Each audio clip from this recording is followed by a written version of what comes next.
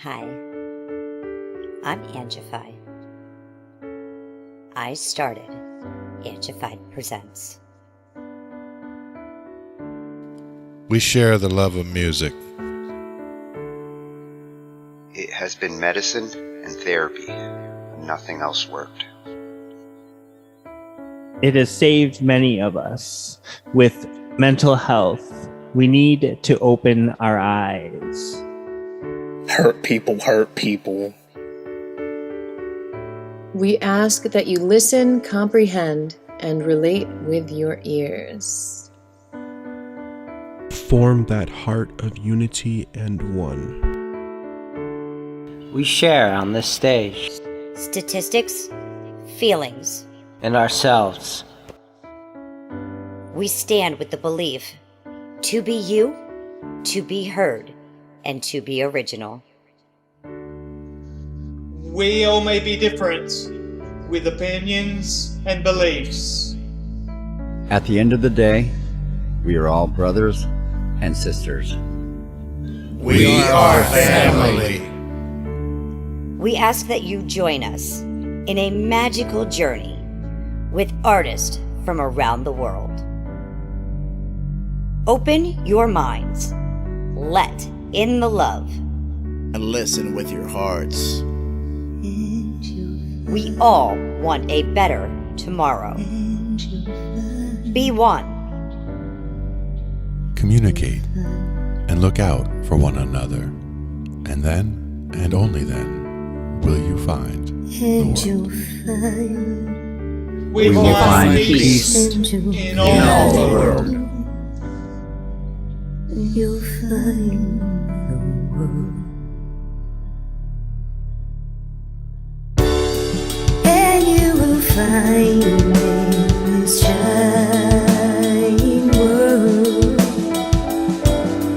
He was among us in every boy and girl. Many have been broken, red hearts turn black. Love will melt the ice and turn it back, and you will find the world. You will find the world. You will find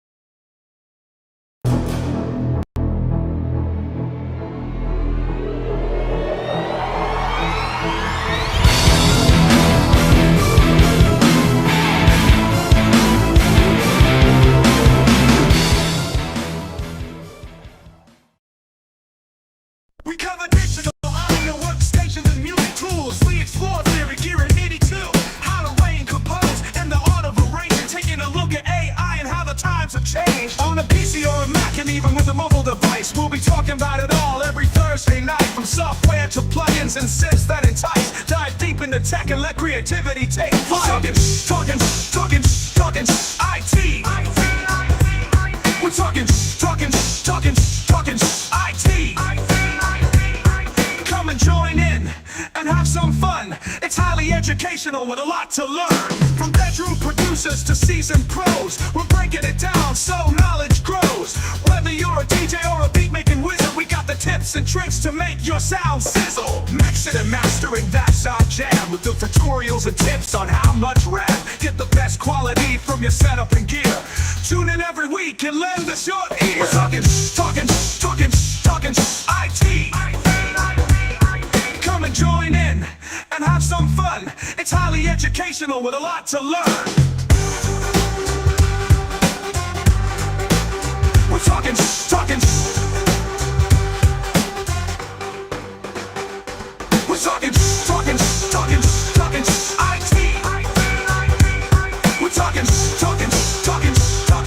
IT. Every Thursday night on Angified.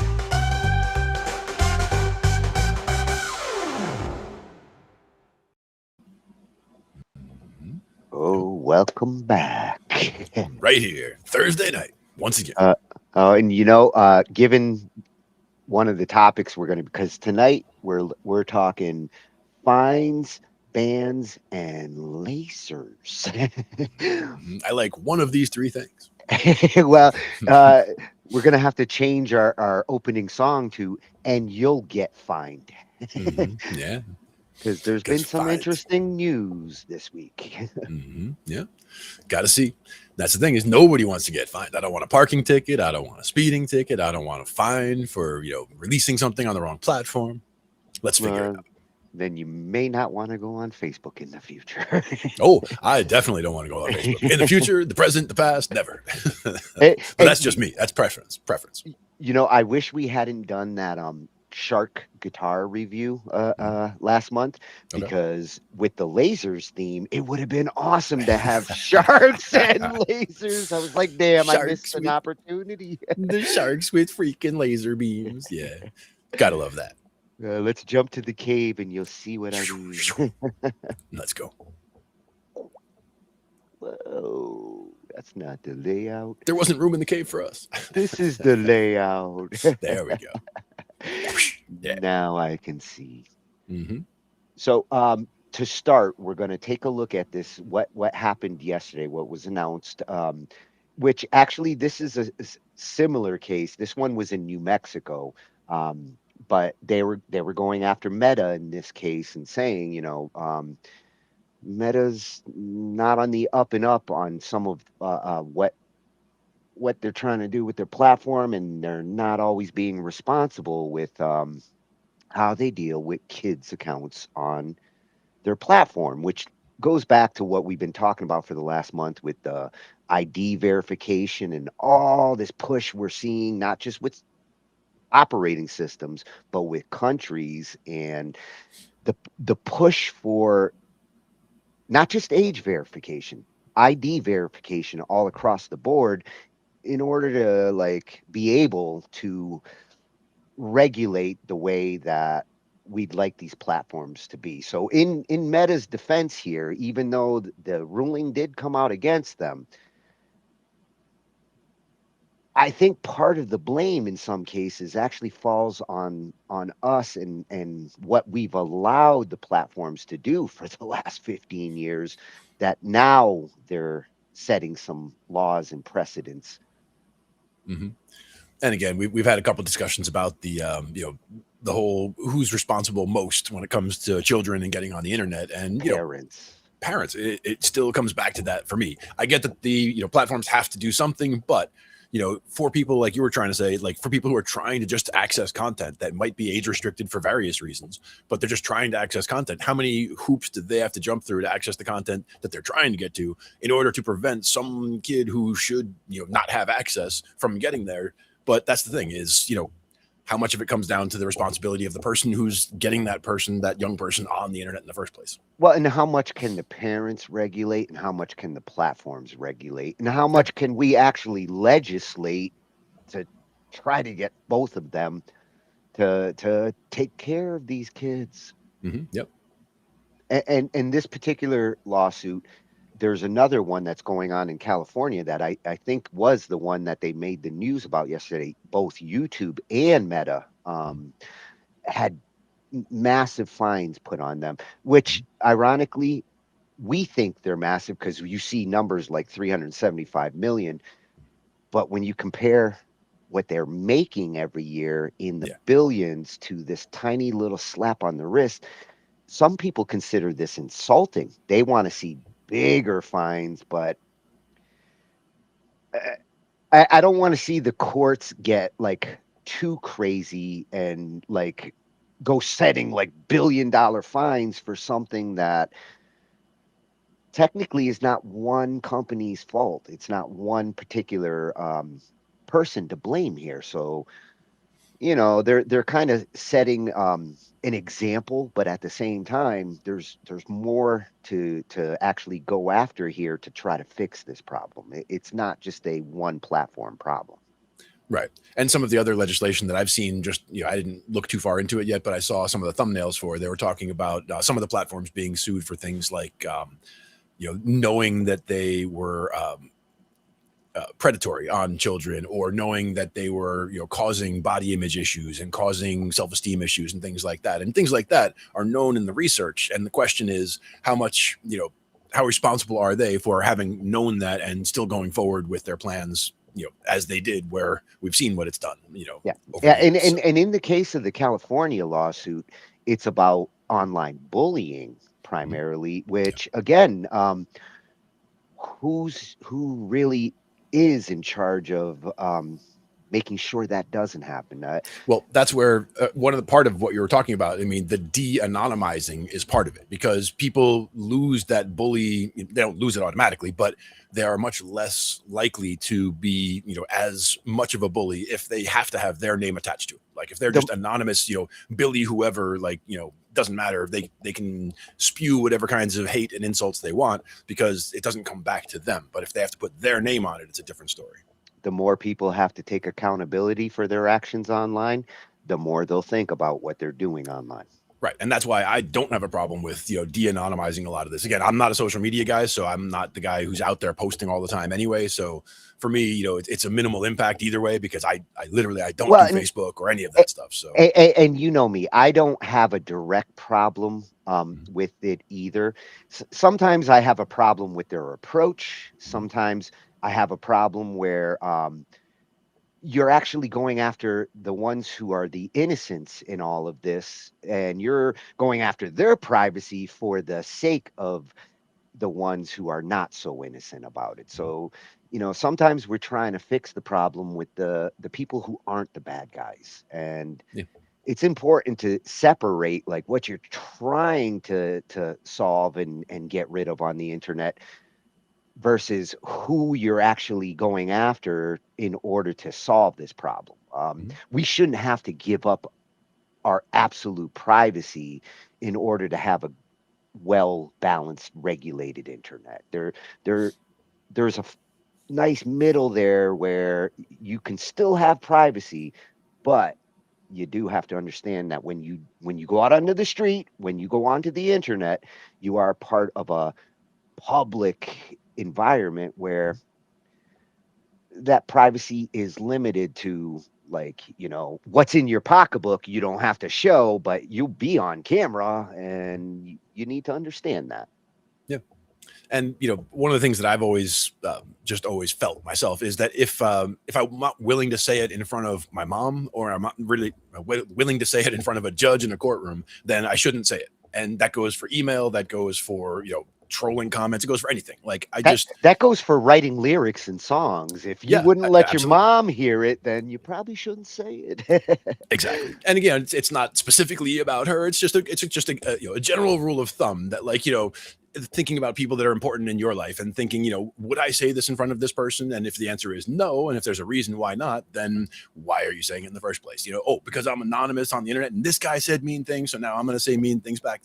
I always found that stuff so stupid, and, you know, tit for tat, all that kind of thing is just ridiculous, right? So to me, the whole thing, you know, state how you feel. If somebody says, if somebody, injures you online or whatever with something that they've said, you can have a conversation about it, but it's not really a thing to have a conversation about online, right? I mean, don't take things that you see online to heart, because it could be an anonymous bully just trying to push somebody around, So that's where the anonymizing, getting rid of the anonymizing, to me is a good thing, because then people will be at least a little more thoughtful about what they say. Hey, if Facebook washed your mouth with soap every time you put up a post that you're not supposed to, you probably back off on Or some saying people some of would have those no room in their things. mouth for food anymore because they'd have the soap in there so much. Yeah. And every once in a while you're gonna get that like kid who's gonna be like, I like the taste of soap, so fuck you. Yeah, that kid. Yep. Oh, and that kid. The second video, we're kind of getting a twofer out of this one, because originally I was gonna look at this one, which is Davies, Davy 504. We've been here, very popular bassist on YouTube, and I love his opinionated attitude. I love his bass techniques. He's a great bassist, and he doesn't have a small channel on YouTube. 13.8 million subscribers. Davey has worked his ass off on YouTube for a long time, built his channel up the right way, and he's been getting some crap from YouTube, some of the record labels. It all started like cover songs.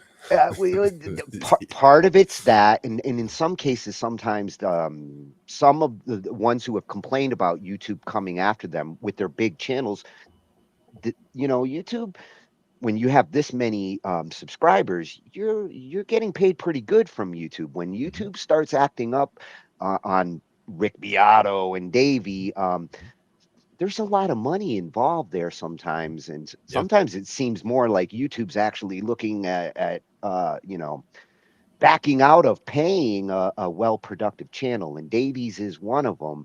And what he talks about here, the experience he's going through with YouTube, you're gonna laugh when you hear the initial song that like started this whole avalanche of problems. You're going to be like, oh, of course, because anybody who's been watching us for like the last 5 years, we've mentioned this song, so you can probably guess it. I have an idea. Yes. Yeah. Well, we should get at least one slap in for Davey, though. Yeah. But I chose this video, which is kind of an extension of his video. Miss Crystal, always the best advisor in these kinds of situations, and she does an analysis of what he's going through, and gives some extra insight into how this situation with YouTube, if anybody out there who does have a YouTube channel, especially if you're a musically based one, we see this problem too with our different shows. And she's going to kind of break down some of what his experience here is, and look at it both from Davey's perspective and YouTube's. Right. It's important to see both sides. Yeah. And like I say, when it comes to Top Music Attorney, this channel, every week I am always checking out what's coming out there, because it's what's going on the internet and the music industry and the legal side of it all. Crystal, you kick ass. Yes, indeed. And then to shift to the banning, because this one is blowing my mind. Just like, we've seen like, whoa, they're going to make operating systems age verify and all this other stuff that sounds crazy until you see a law come out on it. Routers are getting banned, and it's not that like the old routers are all of a sudden going to disappear, because I have that one, and some of the other ones that they're talking about in the future, routers that are coming from foreign countries, there's new rules, and they really came out with this fast. It's kind of really strict. I understand why some of this is happening, because they've been saying for almost a decade that like we really ignored on our Security. our networking hardware when it comes to network adapters, when it comes to the routers that actually get all those network adapters connected to the internet. There's always been suspicions that there might be backdoors. There might be potential security risks that could actually implement an entire country. It could be a security hole that you can't actually patch. And I'm not sure if this is going to actually fix the security issue that they're concerned with, but the fact that they actually did it is a law, and everybody out there with a router, which is all of you, pretty much, should know about this. Except the ones that are watching by carrier pigeon. You guys are fine. Yes, those pigeons are still cool. Flapping them wings. This one's coming from a freshie for us, Lon.tv. I follow him over on my channel, and I like this channel when it comes to tech news. And he kind of reminds me of, you remember Tech TV and CNET when they had their Leo Laporte. I used to watch him every night. And Lon's got that same kind of informative tech news. Nice. Oh, and then we're going to go into our lasers, and I just couldn't resist this one because Skillmake is going to show how he built an insane 260-watt laser that cuts metal, and my only it really does. I see it. I'd be very nervous about that. I wouldn't want to slice my fingers off because I can see where that's pointing, and it would just take one. Well, we're not suggesting you try this at home, but no you can at least no lasers watch, at home. You can safely watch and see this science experiment. And first thing I thought is we're finally getting into that Star Wars and like Space Wars. Like they're gonna be laser guns eventually. It's only a matter of time. Yeah.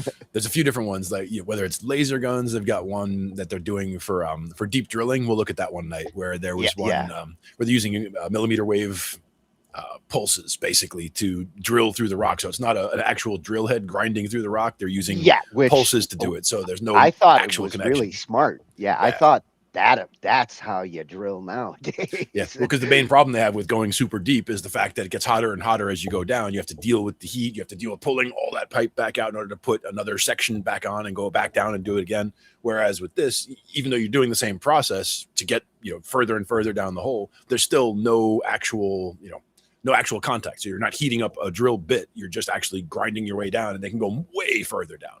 Yeah. Which would be great for geothermal as well.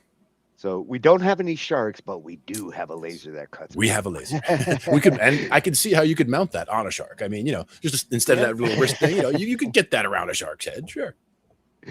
Well, and for the other laser, this one's a sound laser, which is another technology that like I've gone down this rabbit hole at different times. Using sound as a weapon was one that I looked at last year, and I'm curious as to what he does here and how he uses it. I thought it looks to me like a laser microphone, so it's more like you see in the spy movies where like they need to hear what's going on in that conference room, but the windows are all closed, so they have a laser aimed at the window and they can hear because the laser bounce off the window. Actually, they can read from that what the sound should be. Yeah.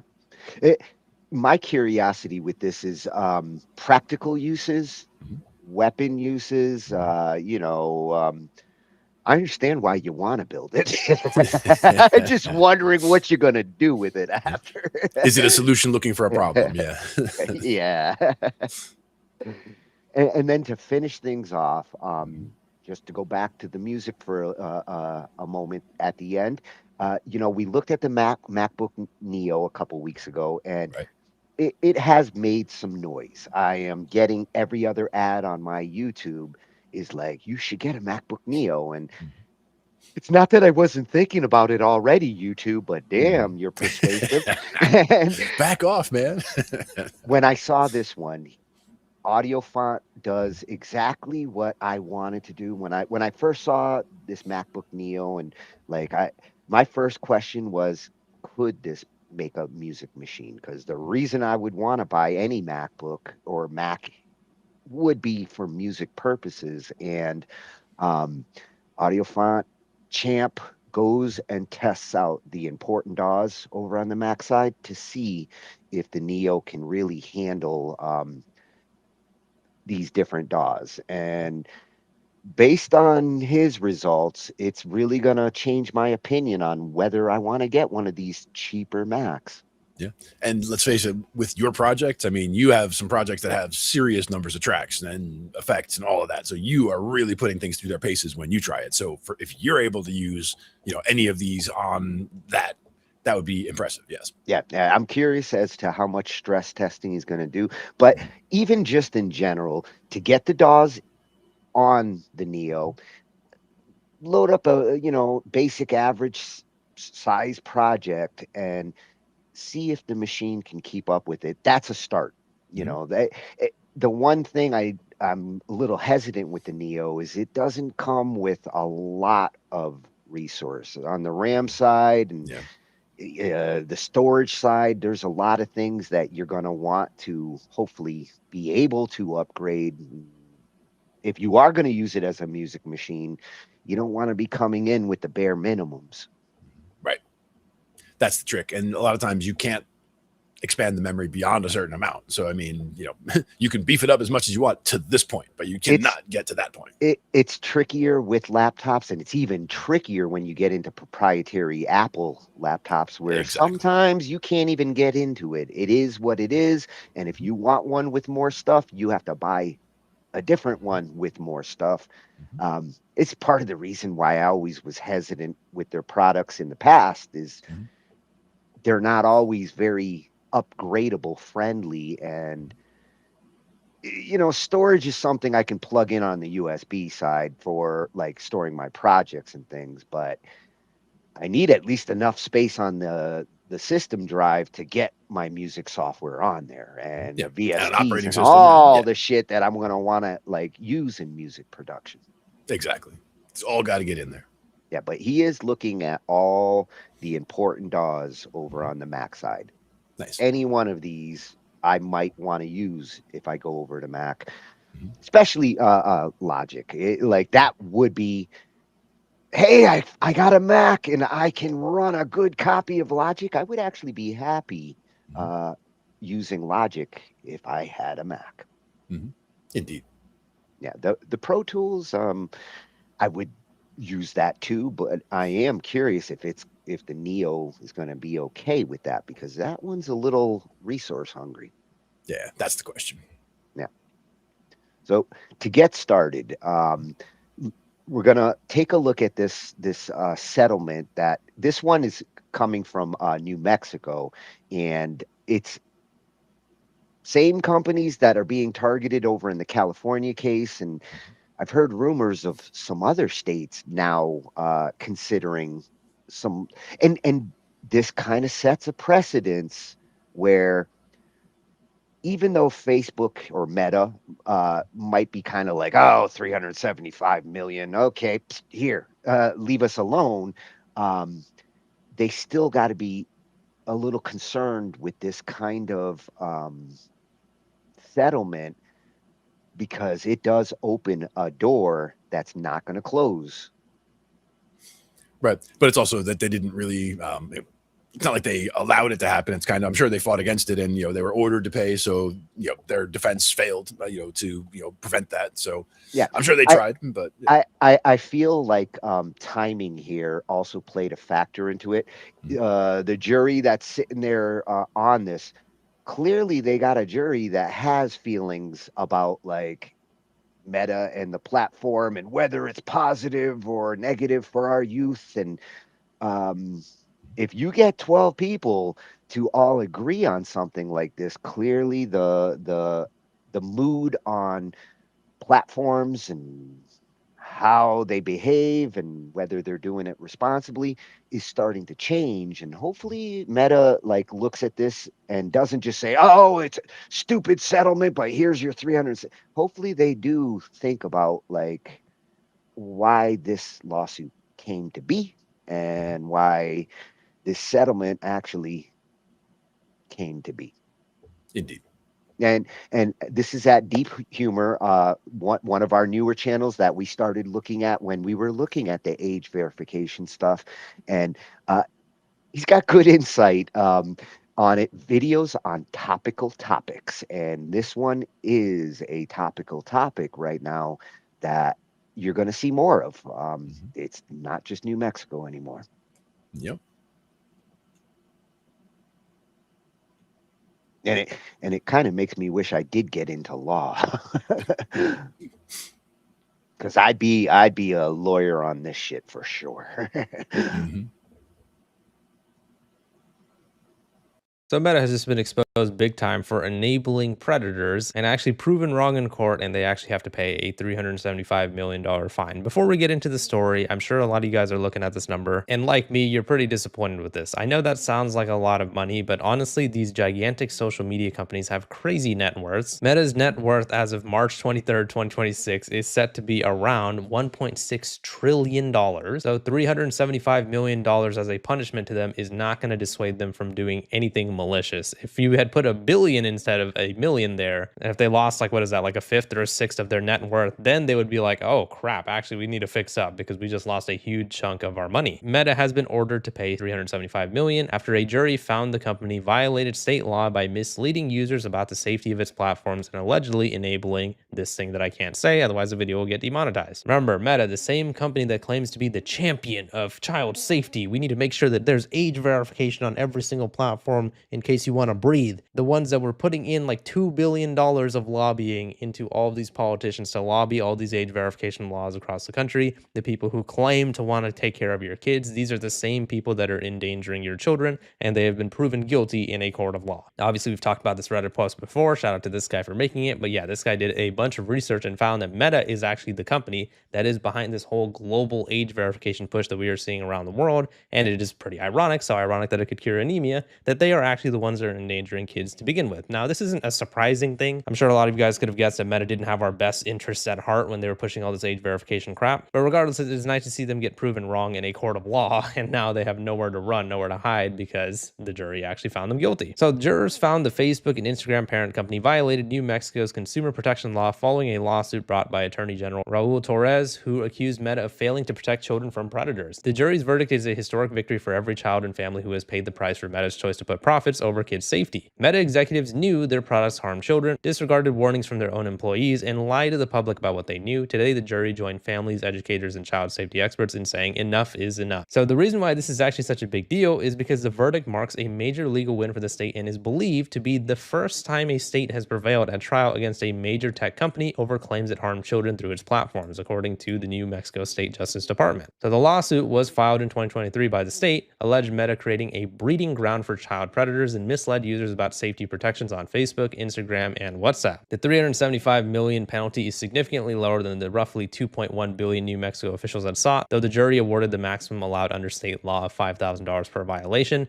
Even if it was the $2 billion that they were seeking out, as we just saw, Meta's net worth is $1.6 trillion, so it still would have not even put a slight dent into what Meta actually has. So Meta said it disagrees with the verdict and plans to appeal. Of course they do, because they are greedy and they don't even want to pay that amount of money, even though they're clearly in the wrong. We respectfully disagree with the verdict and will appeal, a Meta spokesperson told Fox. We work hard to keep people safe on our platforms and are clear that about the challenges of identifying and removing bad actors or harmful content. We will continue to defend ourselves vigorously, and we remain confident in our record of protecting teens online. Right. So the court judge actually did give a statement about this, so let's go ahead and hear what he had to say. So, on question 1, did Meta violate the Unfair Practices Act by engaging in an unfair or deceptive trade practice? The jury answers yes. Question 2, did Meta act willfully by engaging in an unfair or deceptive trade practice? The answer is yes. Question 3, in accordance with the civil penalty instruction and the instructions as a whole, how many willful violations did Meta commit by engaging in an unfair or deceptive trade practice? The jury's answer is 37,500. In accordance with the civil penalty instruction and the instructions as a whole, we determine that the civil penalty amount per violation in question 3 should be as follows. And with the answer between $0 and $5,000, the answer is $5,000. Question 5. Did Meta violate the Unfair Practices Act by engaging in an unconscionable trade practice? The jury's answer is yes. Question 6. Did Meta act willfully by engaging in an unconscionable trade practice? The jury's answer is yes. Question number 7. In accordance with the civil penalty instruction and the instructions as a whole, how many willful violations did Meta commit by engaging in an unconscionable trade practice? The jury's answer is 37,000. Question 8. In accordance with the civil penalty instruction and the instructions as a whole, we determine that the civil penalty amount per violation in question number 7 should be as follows. And with a number between $0 and $5,000, the jury's answer is $5,000. Ladies and gentlemen, did I correctly read that verdict? All right. On the record, the court notes that the jury has corrected the answer to question number 7 so that that number is not 37,000, but will be 37,500, which will make it the same as the jury's answer to question number 3, which was also 37,500. That's the official verdict that has been given. And, as we were saying earlier, hopefully Meta actually gets charged a lot more than that. And hopefully this actually opens the floodgates to a bunch of states and possibly even the entire United States investigating Meta and actually making it so they have to pay a bunch of money for all the crimes that they've committed. Again, think about how ironic it is that these guys are the ones trying to push all these age verification ID laws throughout the freaking country and trying to make it so everybody has to provide an ID to be able to breathe on the internet, and they're claiming that they were doing it for the kids. Now, Meta themselves have been exposed for actually endangering children across all their platforms, which just goes to show that this whole age verification thing has nothing to do with protecting the kids. They just wanted to collect information. They want to just collect all that biometric data and sell it so they actually know everything about us. And a lot of these companies are even using a certain company called Persona, which I actually wanted to get into before I end the video. Yeah, so guess who got called out by the Persona CEO? Me. He actually called me out for fear mongering. Yes, that is correct. He actually said that I was fear mongering because I pointed out the fact that Amazon is using Persona as their age verification vendor, and he nitpicked some semantics that I did, and he basically dismissed my entire argument through that. Now, I'm not going to get into that in this video. That'll be for the next video because Rick actually wrote a big long Twitter post where I feel like he made a lot of really bad points, and I feel like it should be addressed in a video. Rick, I'll keep it civil if you do, but if you're going to claim that I'm fear mongering, you better get ready because I'm going to show you line by line why you're wrong. I may be a stupid person, that is true, but I'm not nearly as shady as fucking Persona. I'll tell you that right now. But regardless, yeah, a bunch of other companies were using Persona as a third-party age verification vendor, and Persona obviously has a ton of security issues that they have been exposed for. But the point is, back to Meta, they're actually getting punished. And yes, I know that $375 million is not a lot compared to Meta's net worth, but at least it's something, and it kind of opens the floodgates for people to look at Meta and see their practices in terms of what they're doing could actually be really shady. Maybe a lot of other companies, states, countries, or whatever can actually start launching investigations into Meta and thinking, maybe this company that is rallying for age verification across the entire globe, maybe they are actually the ones that are the biggest threat to our children. And if a proper investigation is done, I'm sure they could find Meta guilty of a lot of things. So yeah, let me know what your guys' thoughts are on the situation in the comments. Meta actually just got punished for endangering children, and hopefully they have much more lawsuits coming towards them in the near future. Please leave a like in the video if you enjoyed it and subscribe for more. See ya. Damn it, deep humor. Tell us how you really feel. Yeah, no sugarcoating. Come on. But see, and I agree. And on the flip side, some of it I look at from a different perspective. Facebook taking the initiative. I mean, this lawsuit started in 2023, so the fact that it took 3 years to get sorted out, that kind of tells you something.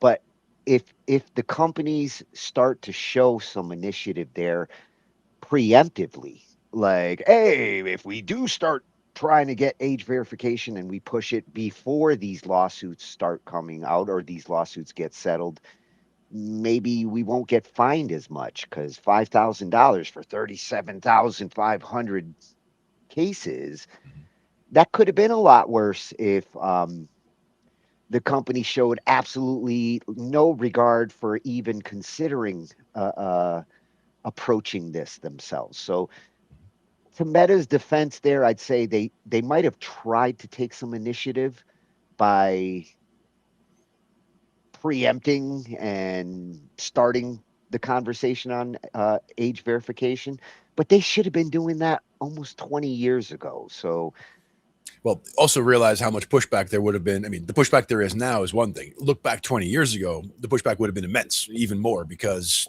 there wasn't the 20 years of precedent basically leading up to that, you know. they So didn't really know what they were going to be dealing with when they first built these platforms. It was just kind of like, let's make it and see what happens. yeah, and I mean, I'm one of the few people who, in the beginning, I thought it looked stupid, and I didn't want anything to do with it. And you know, I could see the dangers of some of it, but not in the to the scope that it got to.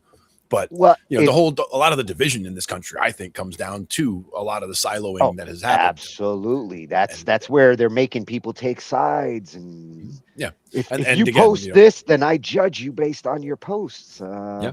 And by staying completely out of that fray, you know, I'm completely off of that. Like, you know, I'm not in that silo. I'm not in that silo. You know, it's like I can go find information that's in the middle and go research and figure out what's going on.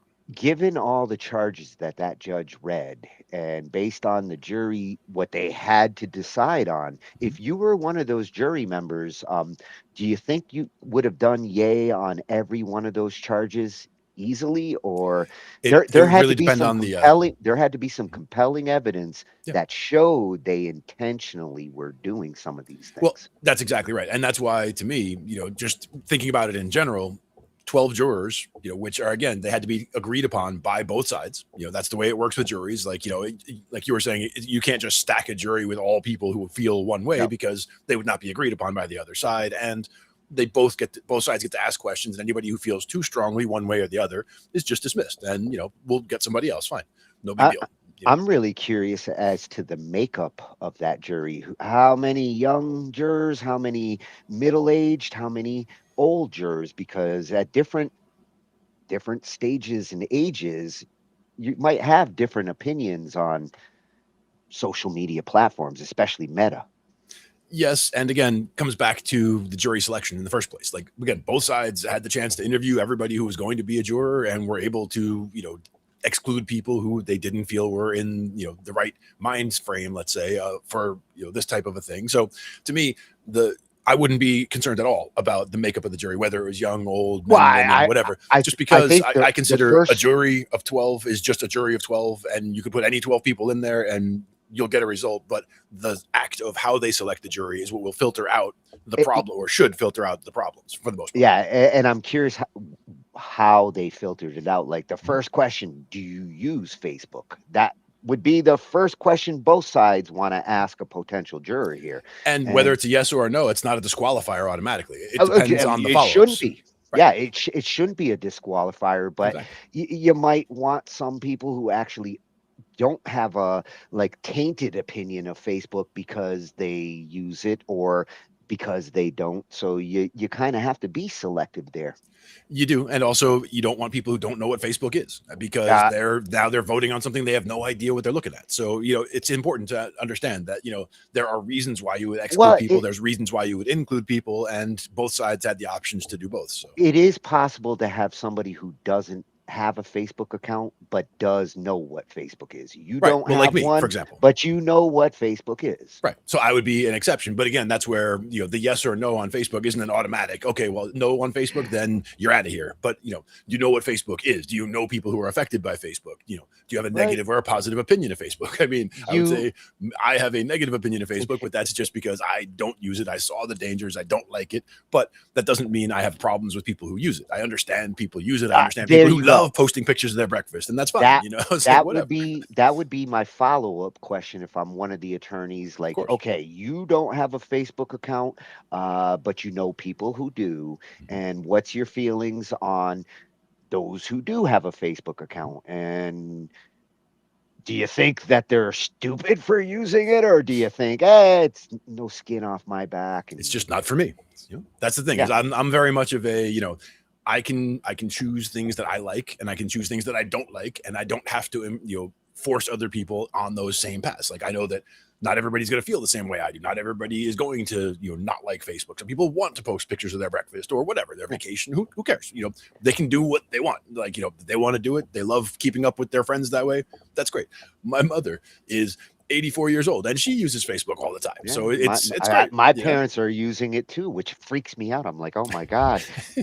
I never, but for them, it is a great way to talk to the family, and I see the appeal for them, and I don't see it as like something bad or dangerous for them. My nephew, I'm a little more concerned with. A couple more years, he's gonna be jumping on it, and hopefully they sort this stuff out before he does. I will say I'm more concerned on the senior end as well. I mean, you mentioned you say you're not concerned about that, but I am concerned about the senior end as far as people targeting seniors for scams. The way they use it, it's not likely that they're going to get fooled by anything on there. My only concern there. We're talking about senior citizens and technology. We're talking about the people who still can't set the time on the microwave, and if they had a VCR, they wouldn't be able to set the time on that either. Yeah, the good thing with my mom is if she was to get a scam pop-up on something like Facebook, she'd more likely come to me and double check than go clicking and doing something she shouldn't do. Right. But that's the thing is those are important conversations. And because she has you in her life, she's able to do that. But there's a lot of people that could fit her demographic who don't have a Tony in their life or me in their life to be able to say, hey, I got this thing and I don't know if it's real or not. So a lot of people are just clicking and going through and saying, oh, it says I have to click here and put in some information. So they put in some information and that's not good. And as far as the scamming goes, this isn't just a Meta problem. Matter of fact, yesterday's settlement wasn't just to Meta; it was to YouTube and Meta, which these different platforms and the scamming that goes on over on Facebook isn't the same kind of scamming that goes on over on YouTube. Twitch, you can see different scams over there. The more time you do spend on a platform, the more you're going to start to recognize like where the scamming is and where it's coming from. Yep. And again, it could be your cell phone. You're just getting texts from somewhere asking you, telling you that you owe money for this or that or whatever. I mean, there's all kinds of scams in all kinds of places. So just anything you're going to get, you have to, use that common sense filter. Be like, does this look like it's legitimate? I mean, if it was something legitimate, they'll send you a piece of mail, right? So, there's that. Yeah, well, and I find it a little surprising that like these initial lawsuits that are setting precedents, this will open up like some doors. We're going to see more of these kinds of lawsuits as states start to establish like, if that jury thinks that Facebook is doing something bad and they got this much for that state, you're going to start seeing other states start thinking about that too. Right. Well, not only that, but also if they don't agree with the way, anything about the way that the decision came down, they would want to, open another case similar along the same lines. And if they do come out to be conflicting, now you've got a precedent conflicting with another precedent. Now they bring it to the circuit court and try to figure out what's going on there. So. Yeah, well, they already said Facebook is going to contest it. Of course. I mean, it took 3 years to get here. That was the part I was going to say. The 3 years to get here. That is also not surprising from the standpoint that if you are bringing a lawsuit against a company like Meta or Facebook or whatever, a big company like that, you really got to have your ducks in a row. So taking time to get that stuff squared away is not surprising to me. I can definitely see Meta going through a PR campaign for the next couple of years as they convince people that we're doing things to make things better and to fix things, and we're focusing on this. And you know how a company like that, and when they've got that much money, they're gonna try to use some of that money to do marketing to show that they're not the evil empire that some people might consider them to be. Not just marketing, but lobbying. I'm looking at you, Deep Humor. But I agree. Not just marketing, but lobbying as well. Trying to get legislators on their side to push the laws in their favor. Yeah, they have definitely one of the companies that does a lot of lobbying. Yeah. Oh, yeah. For sure. All the tech companies are in that lobbying mentality. They spend a lot of money to make sure that regulations and things kind of go their way. Well, we've also talked about the fact that legislators don't necessarily they're not necessarily up on tech the way technology people are up on tech. So it is important for them to stay in the loop and to have knowledgeable people that they can consult when it comes to things like this. Because And I don't expect them to know ironically, everything about Facebook. ironically, when they bring in knowledgeable people to help inform them, sometimes those knowledgeable people are coming from the very companies that don't want to get sued like this. So it almost feels like the Fox is reporting to the Senate about the Yeah. hen house. Yeah, there is some of that, but again, it's you are able to find people in the industry that are not directly connected to the company that would be able to give you technical information. So it's a question of if they are asking the right people and asking the right questions, Well, and that's listening to the why answers. when they do bring the tech experts in to inform the rest of the senators, I like when they use the neutral kind of tech experts, the security experts, the ones who are actually dealing with all the platforms. And I'd rather get the kind of advice here from a neutral party who really doesn't care about Meta or YouTube. Their job is to protect people from all of the dangers out there on the internet. Those experts have a more neutral approach and view to what we're dealing with here. I wouldn't want a Facebook expert coming in to testify on this unless you're questioning them on their practices, in which case Exactly. Yeah. they're not coming in to give technical advice. They're coming in to kind of say, like, this is what we do over there. This is how we do it. Yeah, and that's why they would select that way. I mean, they're not going to bring in somebody from Facebook to again, like you said, they're not going to pick somebody like that. They're going to make sure they bring in somebody who is not necessarily neutral or have no opinion about Facebook, but they're going to bring in somebody who is not directly tied to the result that way. Yeah, I think it's funny when sometimes people are like, "Well, why did they bring in Mark Zuckerberg to testify and or to give tech advice?" And it's like that would help. Yeah. Well, he's not necessarily the guy that you actually need to bring in. He's not going to necessarily have any of the answers to the questions you're going to ask. Right. And some of the companies I've worked for, the CEO did know everything about it because he wrote the software in his garage. He was the chief programmer. I mean, that's a different story. So most CEOs are not in that, not in that boat. So yes. Yeah. They get managers to figure that shit out if they're good CEOs. Exactly. So at Deep Humor, I like these topical topics and, this whole ID thing, and especially with these platforms and these kinds of lawsuits that we are now seeing. Like yesterday's was a big deal too. I like your coverage. Mm-hmm. Good stuff.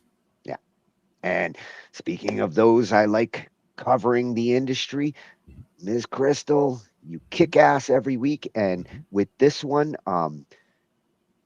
like I said, the initial video that I started with was the one from Davey, at Davey 504, and I think he is at Davey 504 on YouTube. Yep. Yes. 13.8 million strong. Yep. And a hell of a bassist, mixes comedy and bass. And, sometimes that serious overtone that he has, it's not actually so serious. He reminds me of Stevie. He's just got a good sense of humor about things, and one hell of a bassist. And when it comes to Miss Crystal, her understanding of the industry and how things work in this case with a platform like YouTube, how they're going after him, and he feels like he's being victimized a little bit by YouTube. And there are other channels out there too that have complained or been concerned about the same situation, especially when they get into the millions of subscribers. Really curious how Crystal's going to balance, what YouTube's trying to do and what Davey's trying to do. Mm-hmm. Yep. And this is at Top Music Attorney, and I also put in her links to her other channels because she's covering YouTube with killer channels. And for this one, she's gonna go through the Davey video and kind of bullet point certain things that he's been experiencing. And some of them are going to sound familiar, especially when, like I said, when you hear the song that triggered the avalanche of other ones, you're going to laugh. Yeah, I'm pretty sure. Should not be a surprise. Yeah, I doubt it will be. You're going to be like, oh, of course. No. Davey's pissed and saying that record labels are trying to shut down his channel. Is Davey able to fight back, and do his videos qualify for fair use? I'm a lawyer that specializes in this stuff, so we're gonna jump into it. Let's go. So I've been on this platform for a very long time, and I've watched the YouTube algorithm change its mind more times than I can count. But things are really going downhill recently. One of my latest uploads got copyright claimed 8 times. 8 claims on 8 minutes of content. That's literally 1 copyright claim per minute. It has to be a Guinness World Record, right? I really don't know if that's a YouTube problem, a music industry problem, or just my ultimate destiny as a bassist. But whatever it is, it's completely ridiculous. These claims are on a video where I showcase some epic bass lines. That was clearly an educational video, and that's clearly fair use. Then in another video, I just showed a clip of me dressed as Sylvester Stallone, playing a very famous song for like 4 seconds, and the entire video got claimed. Alright, so according to section 107 of the Copyright Act, whether something qualifies as fair use has to do with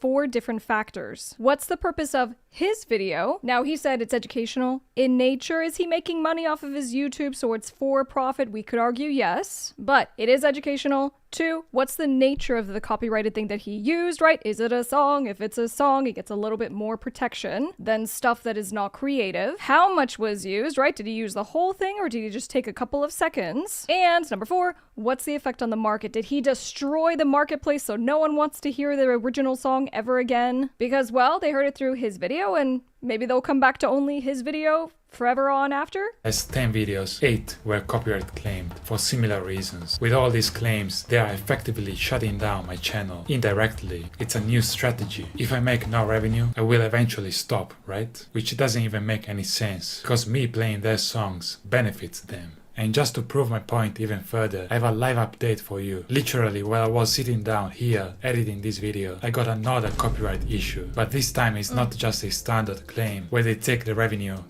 No, it's a full-on worldwide block. What's the song that triggered this massive international security response? Of course, Hotel California by the Eagles, because me playing a bass solo is a huge threat to a song that came out half a century ago. You know, usually even the strictest labels will just claim the video, take the money, but at least they will let people enjoy the music. And he said, it's a new business strategy. He goes, why would you put a claim on my video or strike my video or block my video if what I'm doing ultimately gets new eyeballs on the original, which I think is a really good argument, but he raised a really good point. He goes, is this a new strategy that these labels are taking? And we're going to come back to that. Band management has always been famous for just straight up blocking videos. I thought that in the year 2026, they might have finally grown up. I guess I was wrong. But it does highlight something incredibly fun about YouTube's priorities. This platform has the technology to instantly detect a song and nuke my video before I even publish it. Yet for some reason they are completely powerless to stop the army of scammers in the comment section. If you scroll down in many of my videos, you will probably see them. It's been years of this and the problem is still not solved. There are still bots impersonating me, stealing my profile picture, and replying to your comments telling you won a prize and need to message them ASAP on Telegram. It is amazing to me that a multi-billion-dollar tech company can build an AI that finds a copyrighted bass frequency in milliseconds, but they can't ban an account named text me on Telegram @officialdavey404. It's ridiculous, but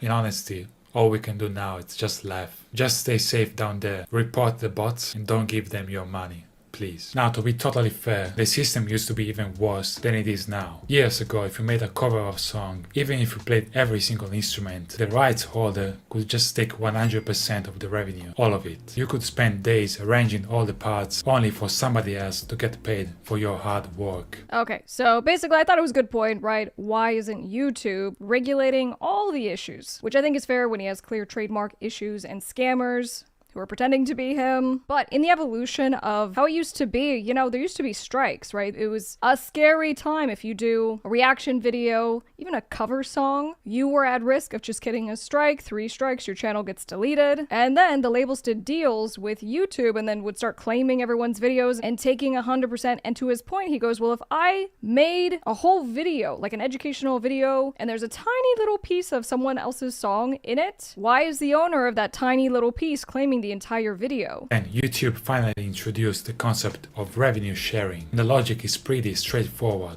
If you perform a composition without using the original sound recording, the revenue gets shared between you and the original creator. On paper, that sounds fair, but in reality, the word shared is doing a lot of heavy lifting. Let me show you the reality. This video got around 800,000 views. My shared revenue for almost 1 million views, $224. Wow. Just for reference, 800,000 views should make around $2,000, and that's a low estimate. This video made about $8 in the first 4 days. My latest one, 300,000 views, $24. Now, sometimes when a video goes live, YouTube gives you the option to try and remove those claims by editing the video in post. You can cut a section out or mute part of the audio, and yeah, it actually works. But if I were to go in and fix all these claims by muting and cutting things, I would completely break the core ideas of many videos. Could you imagine if gaming channels had to deal with this kind of stuff too? Imagine if game publishers could just step in and say, you played our boss music for too long, or you showed our 3rd level and accidentally said the main villain's name, you're gonna get copyright claim. There would be an absolute revolution on this platform. But because it's music, everyone just kind of accept that this is the normal way things work. That's just the reality. And the fact that record labels have done deals with YouTube so that they can still get paid, the thing is,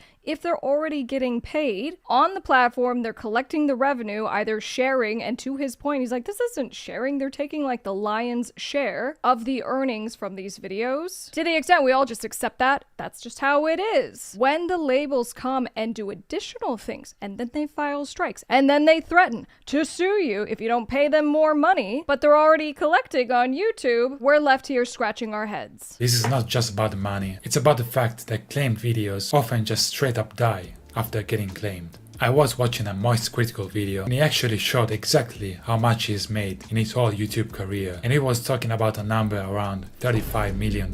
When that number popped up on my screen, my first thought was, I picked the wrong YouTube niche. While Charlie's out there yapping about internet drama, I'm over here trying to convince a piece of wood with 4 strings to not get me sued into the shadow realm. I've also seen this clip of Jacksepticeye saying he has made $400,000 from playing just one game. I was like the meme, you guys are getting paid? Now, one thing Charlie brought up in his video is that a lot of big YouTubers kind of lie to their audience, or at least heavily misrepresent how much money they're actually making. He said creators at the top should be more transparent, but I have to slightly disagree when it comes to music content. The difference is incredibly real. For a lot of music creators out there, that lower ad revenue isn't just fake modesty or clever branding strategy, it's the actual harsh reality. We are on the exact same platform, pulling similar numbers of views, but dealing with completely different rules. So interesting, and he's right.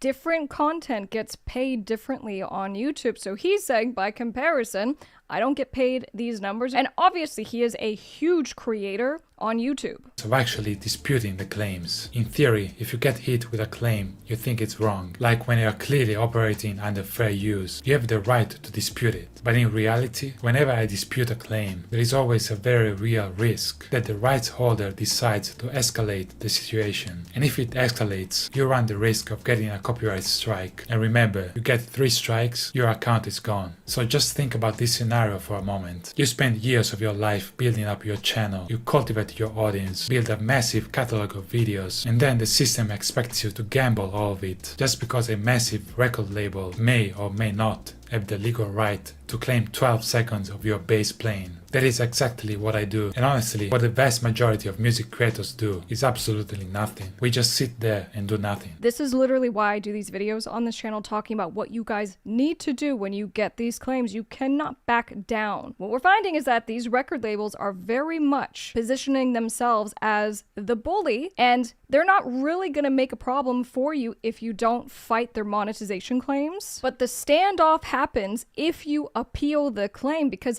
they have to actually file a lawsuit. That's why it gets scary, because you go, well, if I appeal this and it says they may sue me, a lot of people can't stomach getting through just that.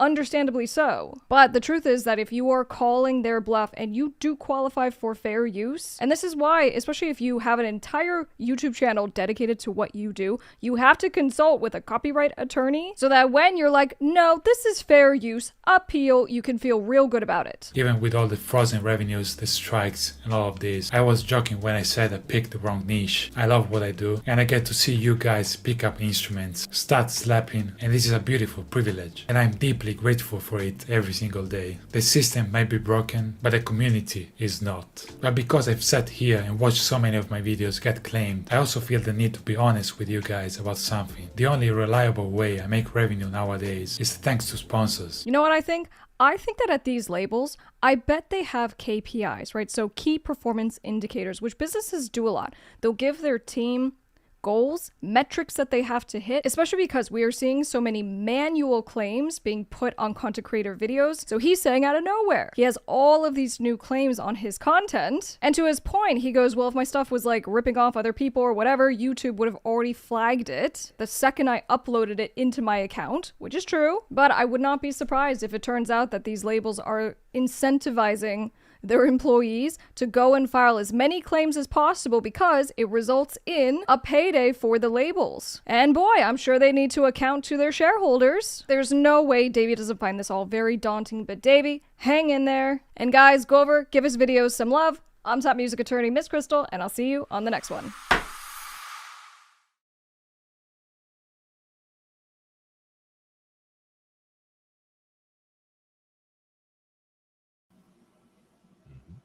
It's kind of cool having like a channel crossover like that. I'd like to see more of those. Absolutely.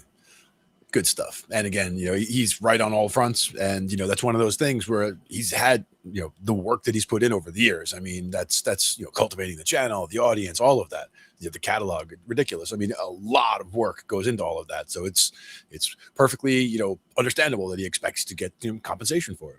Well, and he made some great points and observations that Crystal also agreed with him.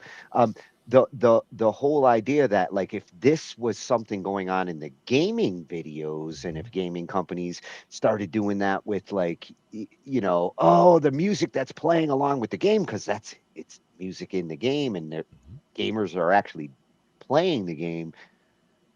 If they had to start like snipping and cutting all of that, then what's left of the video that's actually watchable?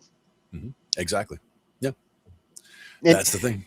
When it comes to the way, like sometimes Davey is like giving instructional videos, techniques, and if he had to cut like 8 seconds here or 10 seconds there on something that you're trying to show like a technique, and you need to play a melody to do that, how do you make an instructional video at that point? They're kind of neutering him. Yeah, exactly. And that's where, in some cases they'll have, things like that are behind a paywall in some place, with some people's accounts, like they have, their own home base. Like instead of having it all on YouTube, they have their own home base channel. And on there, you have things that are, behind a paywall or whatever, where, it's not the same setup. So it's not quite the same. Well, and YouTube does it for YouTubers like this, and then the big ones that are monetized. There are options to subscribe to the channel as a member, and because you might get exclusive access to content in the private sector, where some of these copyrights aren't an issue when it's material being used in a private library. If it's publicly accessible, of course Hotel California is going to bite you in the ass. We've been saying that for years. I knew it was either going to be that or it was going to be the I think it was Earth, Wind and Fire was one that we had at one point as well. That would be the other one that you cannot play anywhere. No exceptions. If you try to dispute those, like he mentioned, you can contest, and I like that Crystal was emphatic about that. Like, do that. If you really have a legit argument for fair use, don't be intimidated by YouTube in that case. do contest it, but understand that if you contest the wrong thing, it can blow up in your face. And if you try to contest Hotel California, it's not going to work. No. It, there are certain ones that there's no exceptions for, and it's not even YouTube who's actually the one who cares about Hotel California. It's the song owners of that one because they had a bad breakup and this song is mine and nobody can use it. It's one of those situations. Yeah. Tied up. Yeah. It's unfortunate too, because that's such a great song. Yeah. And you know, there are ways around that, but you do have to go buy the license in that particular case. Otherwise, pick a different song. Now, I can admit that we played that at rehearsal last week, and I don't have to pay money for that, right? Yeah. Well, you remember one of our first couple of years when we were doing this, we were looking at a AI MIDI kind of analyzer, and in the video they were feeding the AI different songs and the MIDI was trying to like write a variation on the songs. And Hotel California was one of the ones that the AI tried to make it didn't even sound like Hotel California to me. And that But one, enough of those points hit on the algorithm, and it was like, oh, nope. yeah, and that one actually shut down our video on YouTube, the whole video, not just the 8 seconds that the example was. I was like, damn. Exactly. Yep. They were serious about that. Yeah. And one last point there.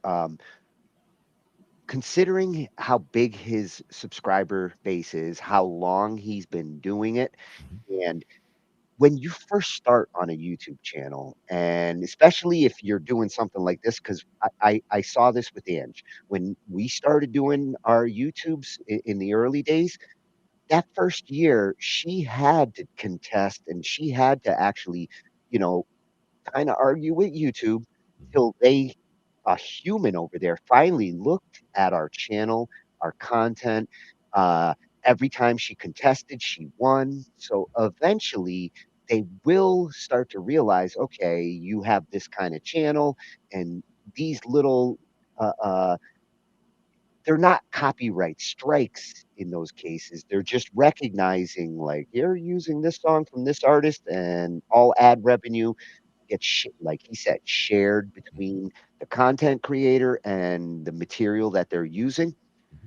It took us a couple of years before YouTube took Ange serious enough to stop hitting her with so many of them. And when she did contest them, it got easier and easier because they got to know the channel. With Davey, what's a little unusual here is he's been doing it for so long and didn't run into any of these problems till a decade later. And I can understand why he feels like, wait a minute, why all of a sudden? Why now? And I it's have a like, theory on the why now, actually. feel like personal at that point.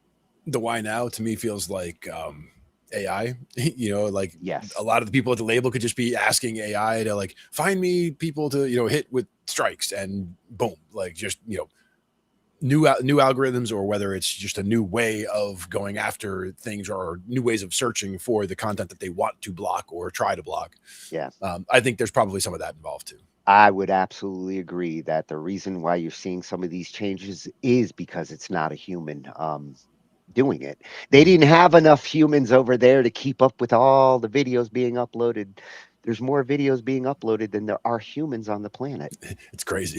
the amount of new content being created is crazy. Yeah. Always great, Miss Crystal at Top Music Attorney, and also check out at Davey 504. You like slap bass? He's the king. One for Davey. Yeah. So now we're going to get into some of the bands that are going on, and I'm not talking music bands. I'm talking router bands, which I really didn't think they could pull this off. It seems like it's going to be hard to really regulate and track this, although the way they're attempting to do it is kind of like right at the core here by telling foreign companies that are shipping these routers in that we're We've got new rules, and if you don't comply with these rules, you cannot sell these products in our country. It seems a little bit extreme, but considering what their security concerns are here, I guess there's no other way to approach this than through law. Yeah. And maybe it turns out having your hardware, your router hardware, like assembled and manufactured in places that are that far away might not be the greatest thing in the world.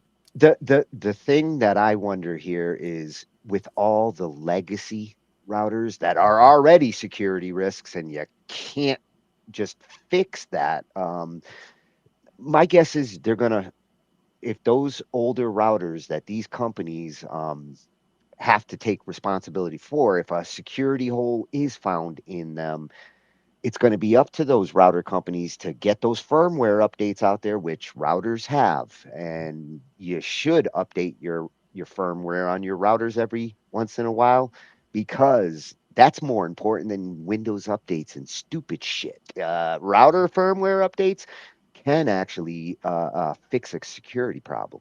And how many of us have done router firmware updates in the last 2 years? It's not for the lighthearted. It's but not for the lighthearted, and it's not a lot of the consumer base, let's say. Yeah, I've done at least 4, and it only in 2026. So the year's still young. Yeah. Well, you have an unusual network environment for a home. Well, I also switched a couple of routers in the last couple of months, so it was a necessary evil. So at Lon Seidman, this is a freshie for Talkin Shhh I.T, but I've been visiting Lon over on my YouTube, and this one I couldn't ignore. It's big news, and for IT guys like me and network administrators, this is going to complicate some things in the future. But this, I think, goes right in line with the other ID and efforts we're seeing with the operating systems. The planet is locking down. Internet and internet security is cracking the whip, and whether it's America who does it first or Europe, because they've got some pretty crazy standards over there, some of this stuff is going to be like regulated by these countries. Now, would you say it's more the wireless side of things that's the problem, or would you No. think even wired routers, it's all the same? I don't think it matters whether it's a wireless or a wired one. The concerns are not on the protocols. The concerns are the backdoor, allegedly. There, Ange, I used the word. The suspicion of backdoors on our network cards and our routers has been there since we started making them. So there's a lot of chips that get made that don't get made in this country. When it comes to the network chips, the ones that are actually doing all the security in these things, some of that is very proprietary and taboo knowledge that, like, they don't release out the specs on. And now there's reason to be concerned there. There's reason to ask questions. Now, we've both worked with this hardware going back a long way, so even to other protocols, even to all other things. But you remember the 10-100 days. You remember when it was only 10 megabit. You remember when it went to 10-100. You went to gigabit. Like, cables. Each of the iterations. But the idea was things were changing so fast at certain points that, like, if this were a question, for example, in the days of the 10 megabit routers, right? Yeah. You got 10 megabit stuff, and then all of a sudden people are up to 100 megabits. So now those 10, like, if there were security issues with the 10 megabit routers, most of them are going away anyway, because people, they need the speed. So they're going up to the 100 megabit and then going to the gigabit, like, same idea, like, you're going up. So how much are we going to naturally pace out of it? You know what I mean? Like, how much are the new routers going to be required to comply with certain things, so that anything sold after this date has to comply, but then anything before that? How long did it take for 10 base T to actually get phased out? I mean, it was a couple of decades almost. And Everything's compressing now, though, with AI and everything else. So the time frames are getting shorter. So like it might have been 10 years before, but now that'll be 2 years or a year. It like keeps getting shorter. It got easier to shift as we got into Ethernet and going from 10/100 to gigabit, and now you're seeing 5 and 10 gigabits. So you're right, like because now it's easier to actually move forward with new hardware, and a lot of people are actually doing it because they want the speeds.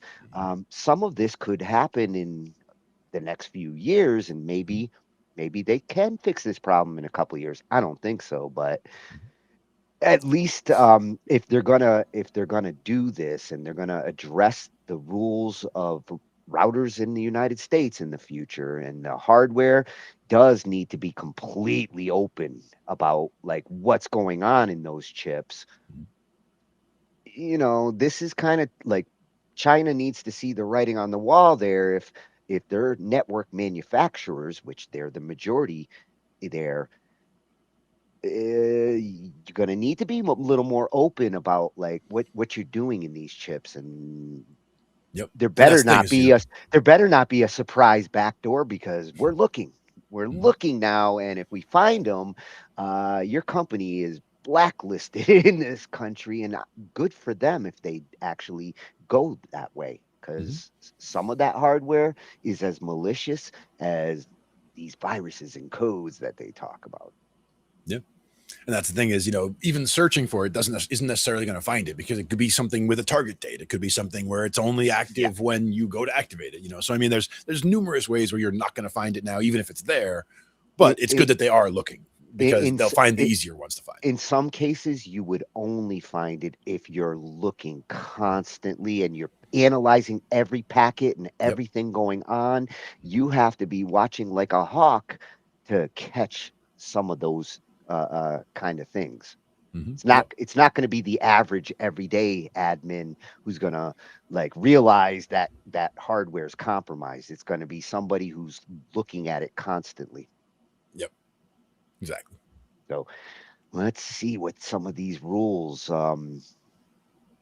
If you got to build a router in the future, the times are changing. Hey everybody, it's Lon Seidman. You've probably heard by now that the U.S. government has effectively banned every new router from entering the U.S. market. Now, any existing router that is already FCC approved, like this TP-Link one here that you can find at Target, these will be allowed to be sold because they're not new. But anything new that might want to get an FCC approval now has to go through a process to get it. And we're going to dive into that right now. Now, before we dive into the topic, I do want to let you know that this video is being brought to you by all of you. That includes everyone who watches and subscribes to this channel on a regular basis, along with those of you who have contributed to the channel, either through my donor box page at lon.tv/support, through the YouTube membership program, through Patreon or Floatplane, and of course through the super thanks that you can also do on these videos. I do appreciate everyone's support, because watching and or contributing all help keep the lights on around here, and I do enjoy bringing this news and analysis to you. So let's dive into this topic a bit. Now, this whole thing went down last night. In fact, before the media started reporting on it, I did see this posted on the FCC's social media platforms. This fact sheet I found on Facebook, and this detailed the action on foreign-made routers. And for a minute I was thinking, there's no way they could ban every single foreign router, but apparently they are. So there's going to be a lot of scrambling by every maker of routers to meet these requirements.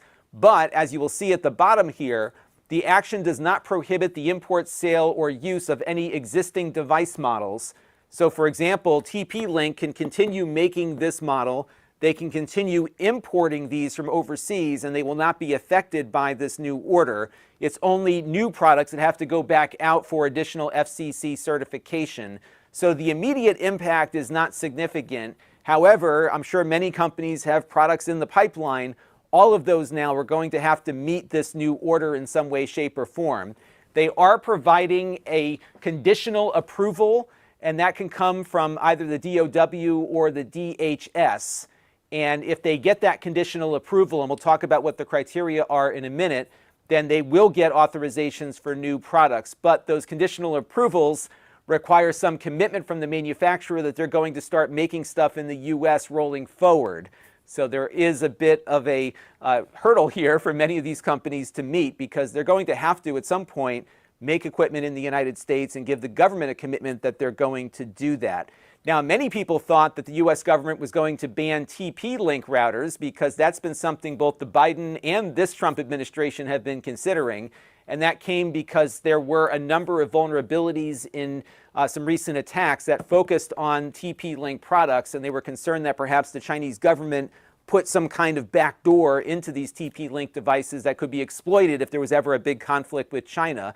And you think about how cheap and plentiful these things are across the US telecommunications network, and how powerful the processors in these things can be for exercising attacks. That was the big concern of the government. But back in February, the government stepped back a little bit in the hopes of maybe tamping down some of the tension with China. And it looks like this new solution might be along those lines, where they're just going to treat every router manufacturer equally, and therefore they're not going to target any specific one. Now, you can find more about this on the FCC's website at lon.tv/FCC routers. And the reasoning behind this, of course, is about a national security determination. On March 20th, the FCC received a national security determination regarding the unacceptable risks posed by routers produced in foreign countries. And the concern here is that we may have routers that have vulnerabilities on them, but there could also be routers that have vulnerabilities designed into them that could be exploited that may not be visible to the government. So they pointed to some examples of prior attacks like Volt, Flax, and Salt Typhoon cyber attacks. And these were very sophisticated attacks that had these software agents living inside of routers waiting to be executed. And so this is really the basis that they're making for this blanket ban. And if we dive into a US government press release from the prior administration, they talked about breaking up the Volt Typhoon network.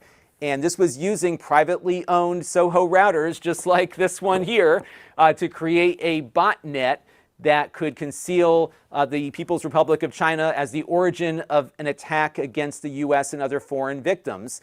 And these hacking activities included a campaign of targeting critical infrastructure organizations in the US. And if they're coming from somebody's router off of a cable modem somewhere, you'd never know what the source was, because one command from overseas to all of these routers would then have the attacks originate from the routers themselves, and it'd be hard to trace back where the attack originated from. What was most interesting about this Typhoon case was that the vulnerable routers were at their end-of-life status. So the manufacturers kind of abandoned them and stopped doing firmware updates, but they were still connected to the internet somewhere. And that was how the exploits were taken advantage of. Now, what was interesting about this case is that the government actually hacked those routers again to disconnect them from the botnet.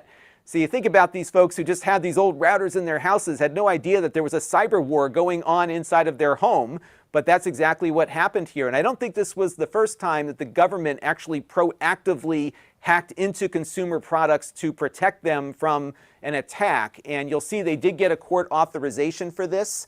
That's in the last sentence there.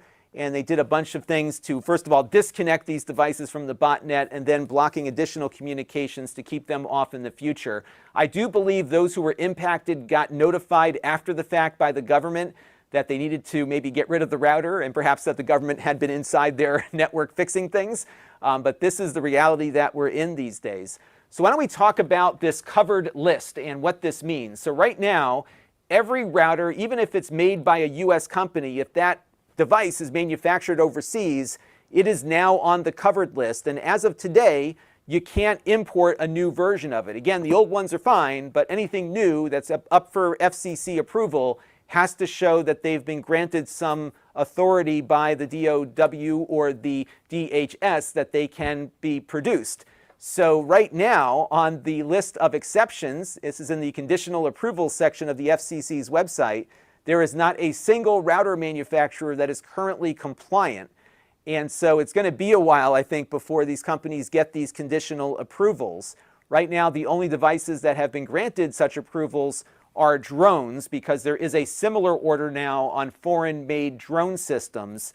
And so we'll start seeing a very similar process here applied to routers. So what is that process, and what do manufacturers have to provide to the government to get their conditional approval here? Well, there is a document for that, And you can find that at lon.tv/routeronshore. And there are a couple of things that they have to do. The first is they have to disclose their manufacturing and supply chain. That includes a detailed bill of materials for the router for which the applicant is seeking conditional approval, country of origin of all components, entities responsible for IP ownership of the software updates for the router, justification on why any foreign manufactured router is not currently manufactured in the United States, including why these foreign sources were selected and whether alternatives exist, locations of manufacturing, final assembly, and testing, because what we're seeing are a number of companies now, and I think presumably to avoid tariffs, have been making their products partially in China and then sending them over to another country for assembly. So for example, this TP-Link router, which is a Chinese company, has their products getting stamped with made in Vietnam for final assembly, and they're trying to get around some of those loopholes that were out there, at least on the tariff side. So that's another issue. Country of origin for any onboard software and firmware. Quantitative assessment of supply chain concentration by country expressed as both a percentage and production volume, and identification of any single points of failure in the supply chain for the router, including sole source suppliers, the country of those sole source suppliers, and yada yada. And then they've got to do some other things. They have to come up with a plan for establishing manufacturing in the United States. So that requires a detailed, time-bound plan to establish that manufacturing process, a dedicated point of contact or office responsible for implementing the U.S. manufacturing, a description of U.S.-based manufacturing and assembly for the router, including the percentage of components that will be manufactured in the United States versus those coming from elsewhere, a description of committed and planned capital expenditures, and an inventory of the progress made on the U.S. manufacturing and onshoring plan. So this is not something that they can just commit to in the future. It looks like the government will hold them to it, although that will depend on what administration comes after this one. But at least in the short term, they have to have real plans for onshoring their router manufacturing, or else they will remain on the covered list and be unable to sell their products here in the U.S. or import them. So what are the outcomes here? Well, I would hope one would be that we'll see less orphaned firmware, because that was a big issue, irrespective of whatever vulnerabilities might be built in. If you have routers that they stop making and stop supporting and customers are still using them, that becomes an issue. And who pays for that replacement of the router over time if the customer can't afford to do that? There's a lot of things that have to come into that. So perhaps we'll see less orphaned firmware in the future.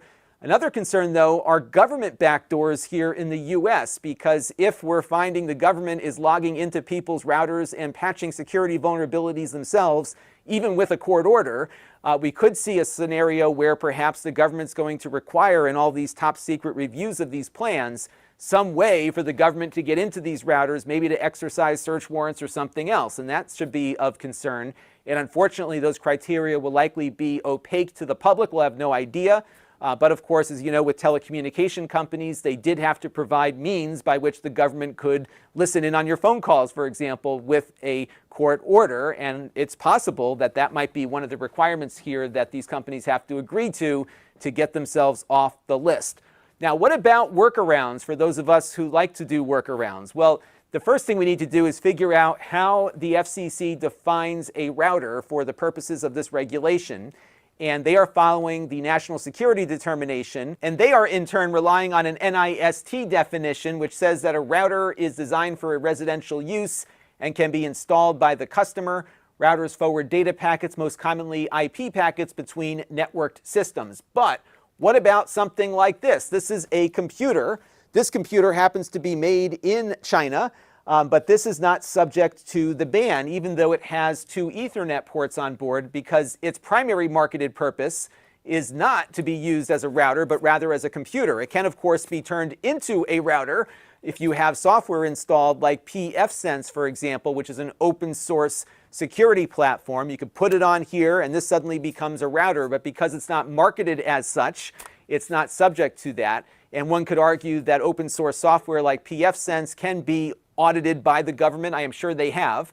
So there's probably a better layer of security, or at least as far as the government is concerned, about whether or not your pfSense router might get taken over by a backdoor. They could probably find the backdoor in the software, but there are ways to get around this, and manufacturers might try. But if they try to market something as a router, that of course will then trigger the regulation and get them pulled off the market.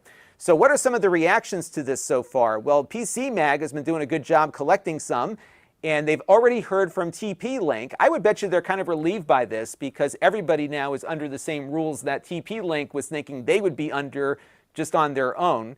And TP-Link said they're confident in the security of their supply chain and they welcome the evaluation of the entire industry.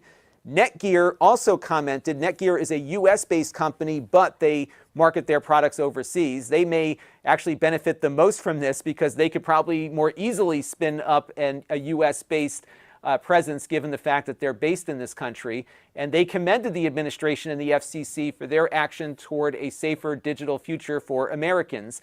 A lot of times market-leading companies often welcome regulation that more heavily restricts their competitors, so I would imagine they would welcome what's going on here. So I think in the short term, we'll definitely see Netgear products meet that list pretty quickly, and perhaps others will follow in suit. So that is the router ban in a nutshell. I'll keep an eye on this story overall. I'm not all that concerned about it. I think most companies will be able to demonstrate their security and get off of that covered list and onto the exception list in the short term. And we'll see how many companies over the next couple of years actually start basing their manufacturing operations here in the US. That will do it for this one. Until next time, this is Lon Seidman. Thanks for watching. Oh, great information, Lon. Oh yeah, absolutely. And as you said, like as we talked about, there's the pace at which the hardware has to become, obsolete. And it's one of those things that if the speeds at which networks are moving are going to increase the same pace that they've been increasing, people are going to be out of the hardware in a couple of years anyway. So it is one of those things. If the existing ones are fine and they're making these rules now, they're basically saying, okay, from here, we're making a new point going forward and we'll, try to keep it, onshore and as secure as we can. And to his ending point there, that like the businesses, the ones that actually do have network engineers and administrators to deal with these things, they're going to be more reactive and effective to this and be prepared for it. So they're probably going to be in good shape because it's always about security and networks, and you do have to actually upgrade equipment and move forward when it comes to security in a corporate environment. It's the residential side of this that I'm like, how's this going to work? Because there are way more residential routers out there than there are business ones. And like you said, the residential ones don't always have an IT guy to come in and do a firmware update. So if what he suggested there, if the United States decides to put in their own backdoors to make sure that any router that's going to run in our country, we can access and we can patch if we feel it's necessary. I understand why they would do that, but I wouldn't like the feeling of like, okay, you have permission to go into my router whenever you feel like it. That just doesn't sit well with me. I had a feeling like I was going to say we were going to probably end up on opposite sides on that one. As far as like me, I liked the idea, like when he mentioned that the United States government was able to go in and patch, where the security violation or security holes are. And again, especially in the residential areas where people don't have the IT guy, and it would just be an open security hole if it weren't able to be patched, but they were able to. I like that personally, but I can see the dark side of it as well. Glenn, you have seen network security where they're not all good guys. The company thinks they're good guys. They hire them. They give them positions where they get access to way more data than they should have, especially in the mobile markets and the security markets, where it's like if the company can't 100% trust their employees who are responsible for that kind of information management at the government level, how do we keep the good guys in the government access to the router, but prevent like the rogue elements, which there's going to be some there.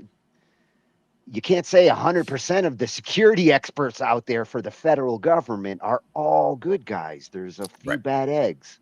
Well, even if they were all good guys, like It any only one of them takes could have their one email. bad guy. It only Any one of takes them could have one their bad guy. If every router has a skeleton key, that federal officials with the right access could access every router. If there's a skeleton key like that, it only takes one bad egg. What I'm trying to say is you don't even need one bad egg. You could have all good eggs, and some of the traffic between two of the good eggs could be intercepted by a bad guy and used against them. So I'm saying, like, even if they were all good, there's still problems where it could still be intercepted and used. But I mean, it's one of those things where there has to be a certain level of trust that is given. And when it comes to the network administrators, I mean, we've both been there. I mean, with great power comes great responsibility. Like when I'm a network administrator, I had access to every single email, every single file share, every single file everywhere. Because if you get locked out of your stuff, I'm the guy who has to get you back into your stuff. So I have to be able to get in there. Now, that doesn't mean I go sit there perusing files for no reason. I mean, I only access things that I need to access when I need to access them.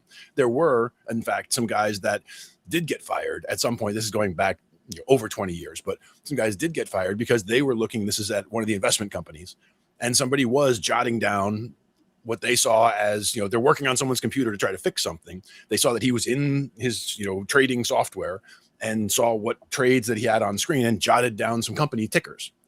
And that is not, I mean, even if I saw what he was doing, that's where I don't care. Trading can start happening. Yeah.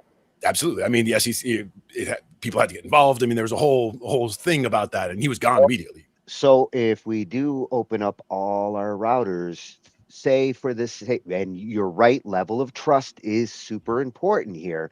I want to know there's not going to be some illegal search and seizure going on in my router or anybody else's, because he mentioned that, like, warrantless entry into a router because we suspect there might be some bad activity, might be a botnet going on over here, and we need to get into your router, which gets us into your network. Let's see every computer that's there. Oh, you know what, we might need to actually index every file on every one of these hard drives. The potential for abuse, the potential for government overreach becomes bigger and bigger with every step we take here. At the same time, they've already built the infrastructure around this, from all of the wiretap stuff, all of that type of thing. So the whole has to be court order, has to be, probable cause. I mean, there are rules in place. It isn't just the Wild West. Now, what we're saying is that once that backdoor is in place, it could be misused. It could be, again, the information could be intercepted by somebody. Somebody could just figure it out. I mean, there's all kinds of ways where there could be problems from that. But the question is, they're trying to start somewhere. It's good that they're having the conversation at least, and we have to come up with, something to stop the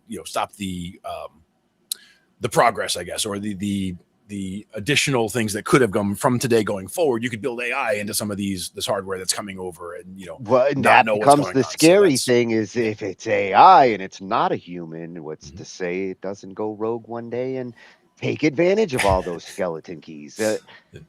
I am like you. The glass is half full. It's good that they're actually paying attention to it. It's good that they're trying to do something. That's better than just not doing anything. And my only concerns, just like with every other thing we talk about, is that they do it in a responsible, ethical way. Yep, exactly. And it's worth having debate over also, because there are, that line can be moved. Like how much is overreach? How much is not enough, for them to be able to actively and effectively, protect in a situation where there is some kind of attack going on. I would have loved to have been a fly on the wall on the committee who came up with these, and the national security side of it that said, like, we need this, because we're talking about some heavy duty security issues here. The legislators that have to come up with these decisions and make these laws are having to trust their national security advisors that, okay, you guys really need this, then we really need to do this in a law abided fashion.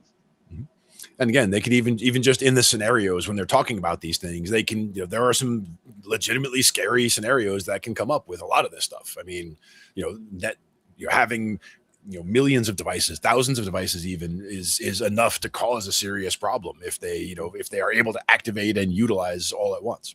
We went from denial of service attacks to botnets to I can't even predict what tomorrow's like cyber attacks are going to look like. They just keep mutating.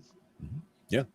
And that's where, having something that is completely disconnected from the network is not a terrible idea. To have something that is just, that's going to be good unless there's an EMP. And there are some work environments where having sandbox, non-networked, it's not even a nicety. It's a necessity. Oh, yeah. If you need to keep away from that dangerous internet because you need productive working machines that are just there to run other machines, but they don't need influence from an outside network. Yeah. I mean, we had entire test networks where we had, the regular network has access to the internet and everything. We had separate network jacks under our desk that were just for the test network so we could get to these particular servers, but there was no access to the outside at all. So see, I'm thinking like a lot of recording studios in the old days, I would have been like emphatic. You don't need internet connections in the machines for like actually doing recording. You need to be able to turn it on when you want to update the machine or something, but you want it off when it's actually working in the studio because you don't need notifications coming from Microsoft when you're in the middle of laying down a track. Downloading updates, please wait. Yeah. And any manufacturing place where these computers are running machines and they don't need external networks or internet access to do their job, then don't connect them to the internet at all. And that's where it reminds me of Stuxnet, yes, that's like, that's a perfect example of why, you don't necessarily need connection, and having connection can be a bad thing. Yeah, I guess if I was building a nuclear reactor, I wouldn't necessarily want it online either. Right. Good answer. So at Lon Seidman, I love getting this into our channel list. He covers the gadgets and this kind of news really well, and new content almost every day. So worth a follow. Nice. Good stuff. And now, if I want to build a laser, Skillmake actually is a pretty cool channel to visit because this is a pretty cool laser that he put together here, at Skillmake. And again, I'm looking at I want to build that. I want to see that one built, but I don't know if I want to do the building. But these kinds of experiments and, the science that we were looking at over the last couple of weeks, my own laser gun, I've wanted one since Star Wars. And if it can actually do like this, I'm thinking like, man, maybe they could find a way to turn this into a lightsaber if see, I was thinking lightsaber too, but the same thing is really hard. Like when it comes to lasers, like that beam is going, it's going that way and it's going that way forever because making it stop 2 feet from now, 3 feet from now, that's really tricky, but we'll see. I know it doesn't work like that, like Hollywood, but it would be cool if it did. It would be cool. We can agree on that. It would be cool. And only 260 watts. Nice.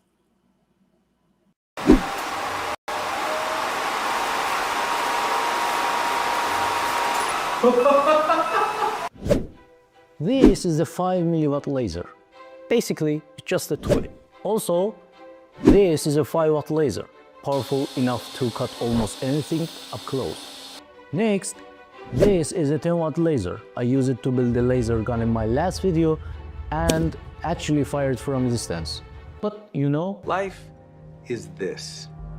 I like this. But this laser is this 260 watt laser, and in this video I want to try it. 260 watt. How is that even possible? As you know, making a single laser diode over than 20 watts is nearly impossible, because as the power increases, the temperature rises too, and eventually the laser diode melts itself. The secret is actually inside the laser itself. Instead of just one single laser diode, we've got 18 of them lined up in series, each putting out around 10 to 15 watts. The power gets added together using these mirrors, with one lens for focusing and another one for reflecting. The first 9 combine into one beam, the 9 on the opposite side do the exact same things. In the end, they all mix it together to rock this cubic prism to give us that sweet 260 watt of power. If you saw my last video, I used a prism just like this to combine two 5 watt lasers. To get this laser working, I needed 34 volts. So I started looking at batteries. And I said batteries, not batteries. These right here are lithium iron phosphate cells, mostly used for solar panels. These little ones are just 2 amps, but these beasts give me 15 amps at 3.2 volts. I needed 4 of them to hit 12 volts. So I designed a little backpack case for them and I printed out on the Bamboo Lab.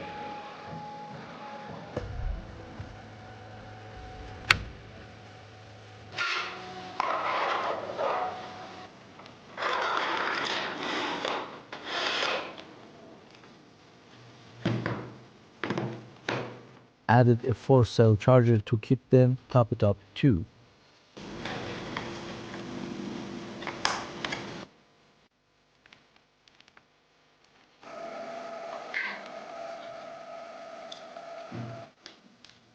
But because the laser needs 34 volts, I added these 1050 watt boost module to set it up.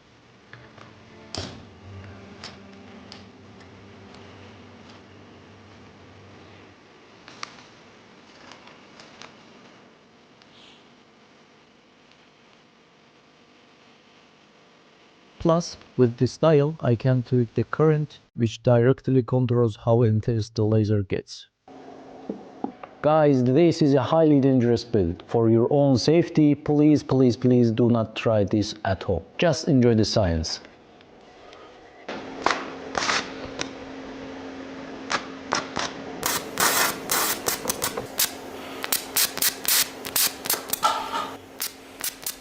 Yes, it's working! This laser generates so much heat, I can't keep it on for more than a few seconds without risking burning out the laser. So instead of just slapping on a regular fan and heatsink, I choose to design my own water cooling setup from scratch. First up, I designed it a water channel just like a radiator, along with a flat section to mount the laser. I carved it out of a 10mm pieces of aluminum on the CNC.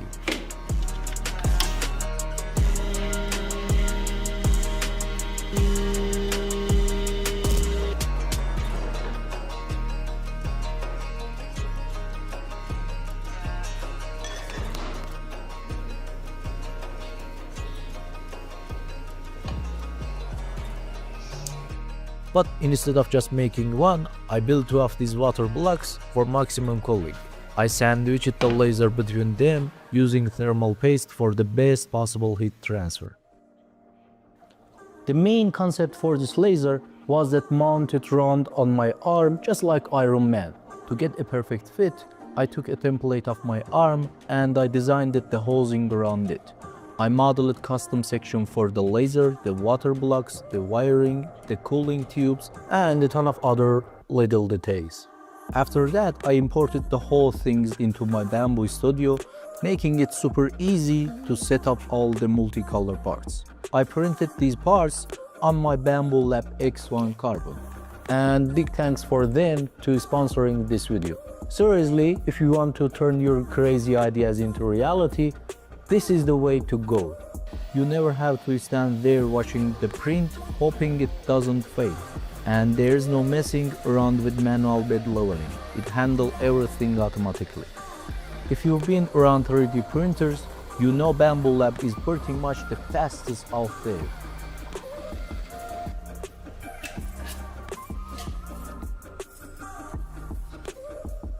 That's why I love Bamboo Lab. Everything fit perfectly. Just hit the link in the description of this video to buy one of this crazy printer. Now let's back to the project.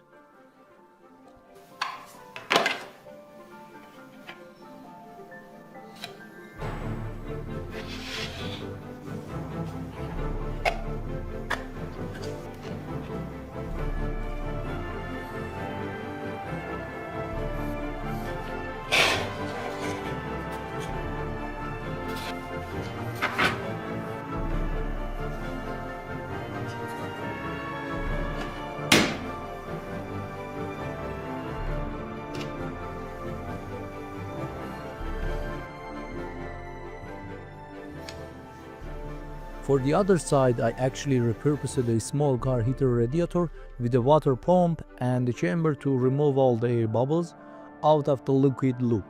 I ran all the hoses in series, added a super strong jet fan to blow the heat away, and that's it, ready to freeze the laser.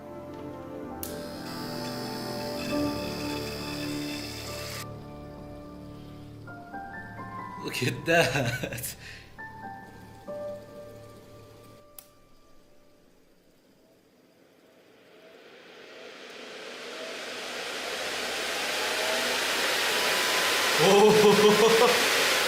Okay, first test at 20% power.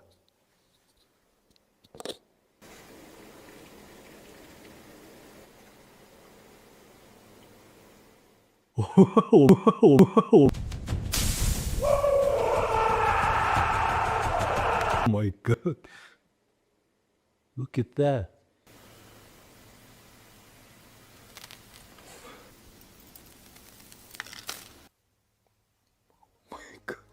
But hold on. When I said laser, the beam supposed to comes with it. So, where is that beam? The laser broken, or am I blind?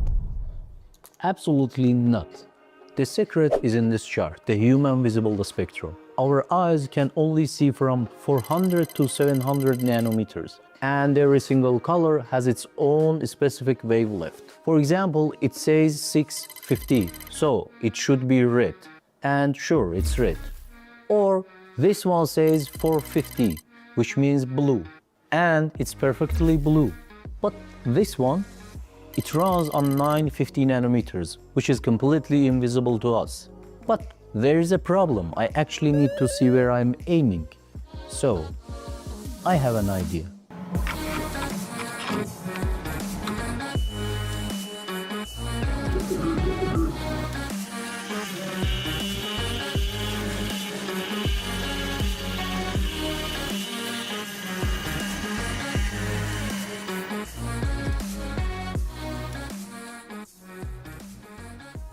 Yep, I grabbed a visible laser and set it at a 90-degree angle using this prism.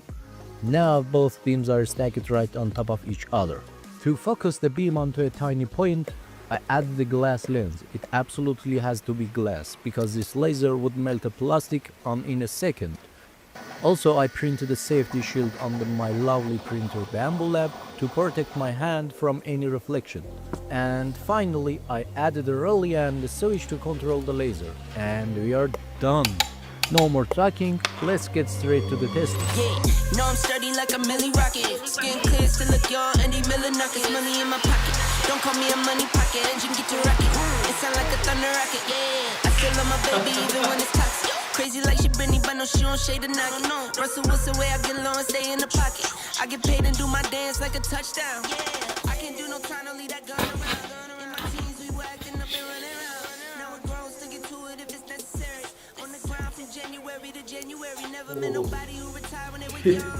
So I guess I gotta get it to the cemetery. Getting paid just for rapping is fun. I lit up around a month in every February. Electric. Yeah, it's getting hectic. 777. Yeah. Total slide, no electric. Yeah, it's getting hectic. 777. Yeah. 777. Couple of money in my head just to say they did it. Now I'm so paranoid and the windows tinted. I own everything around me, you can say it's rented. Not talking phone numbers when I'm talking 7 digits. Earn it by the day, every 7 minutes. Used to pay me none, look, now they pay attention. Everybody say they drip, but I banded it. See them copy all the looks, but I stay switching, pick up the loot. Whoa.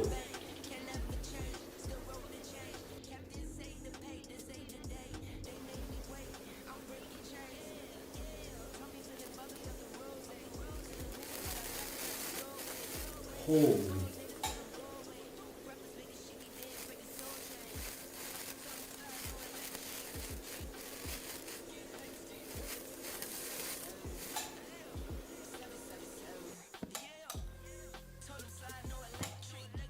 Don't forget to like and subscribe. See you in the next video. 777. Bye. Oh, I liked and subscribed. Yes, indeed.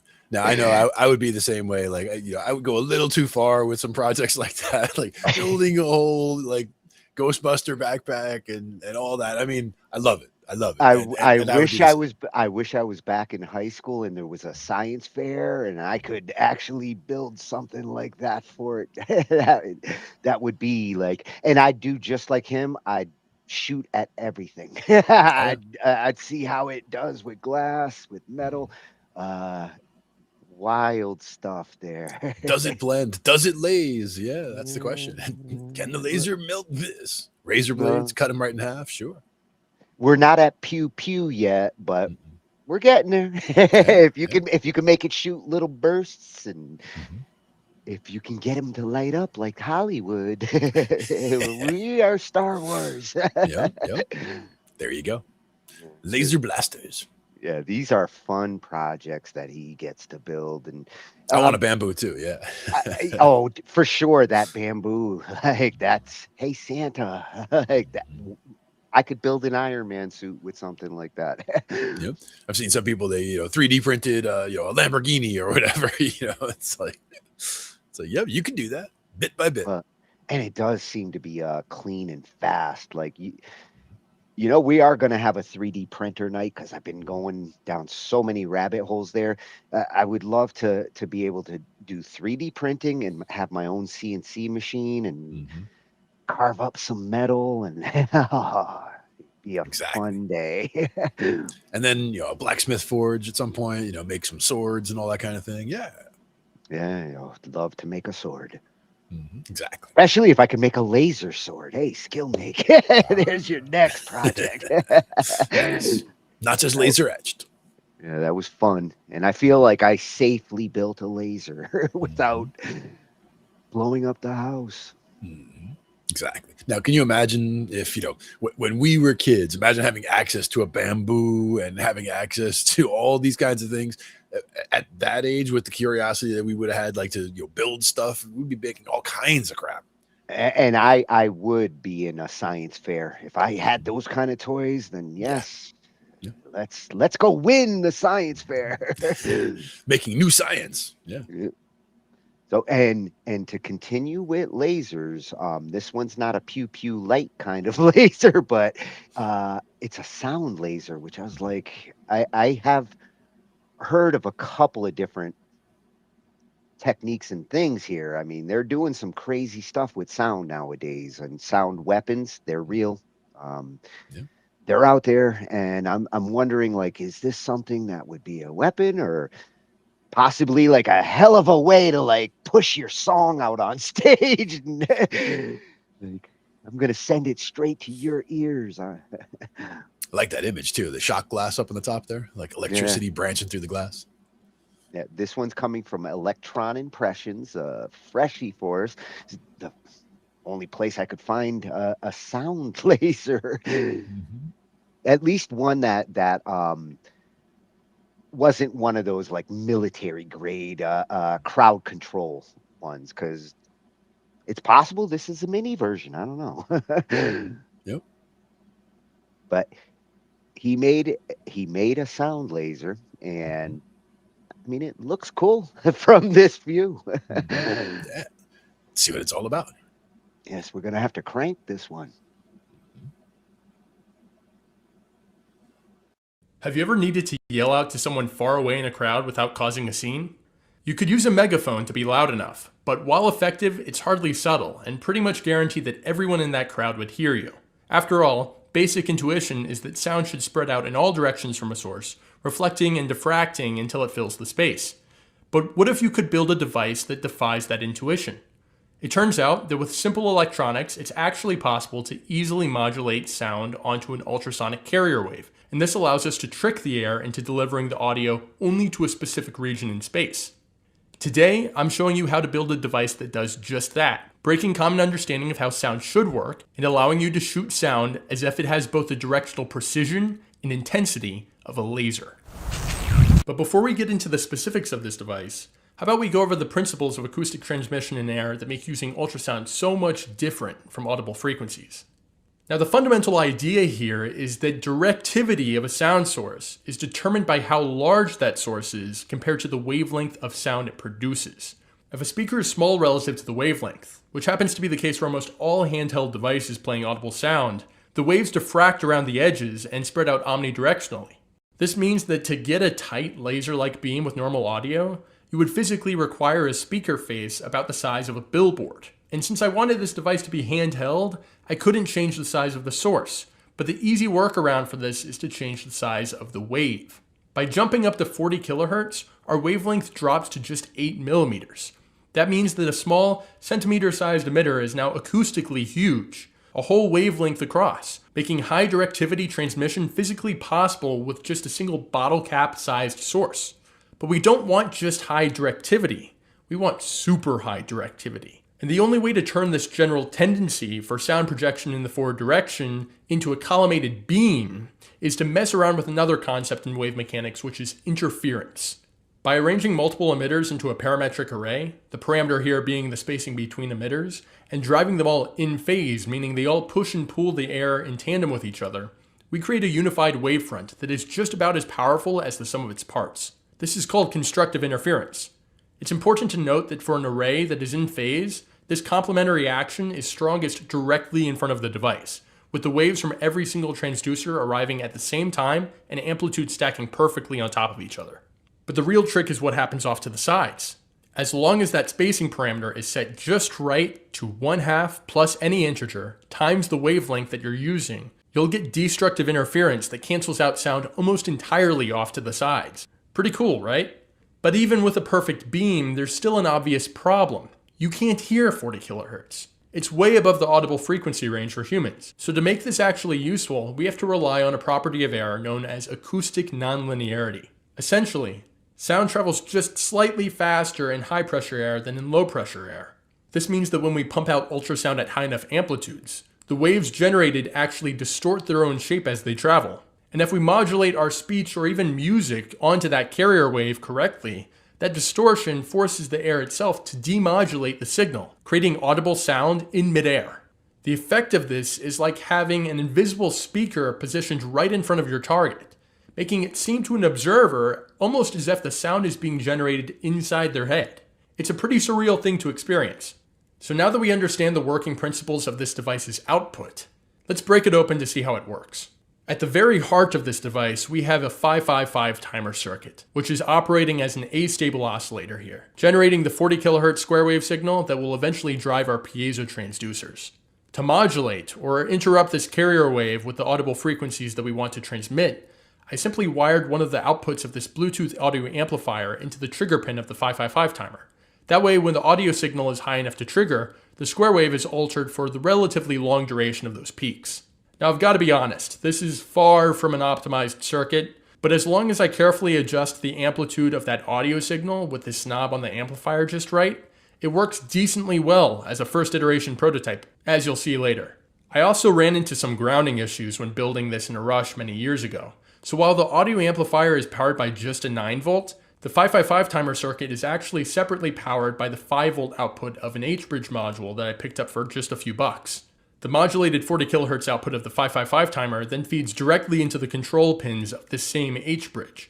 And what this does is basically amplify the low power 5-volt output of the 555 into a high power variable amplitude signal that will be capable of driving the whole array of transducers.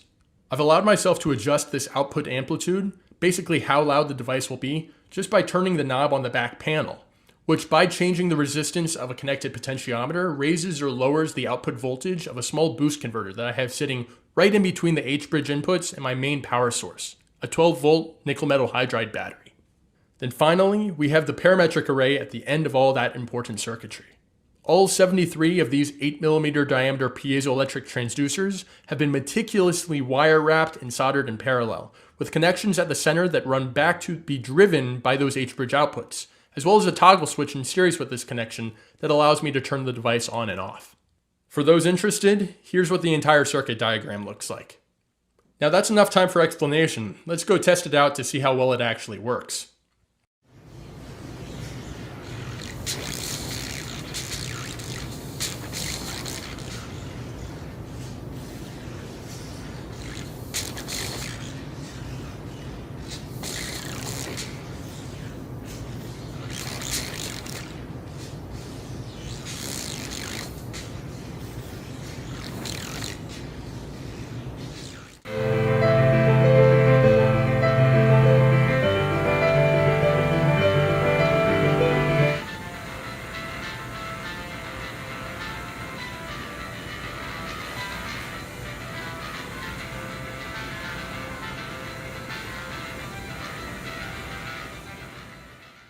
Now here's another cool thing this device can do. See this microphone and see that wall? It's no surprise at this point that when I stick the microphone in the direct path of the ultrasound beam, that the mic will pick up some music. But watch closely at what happens here.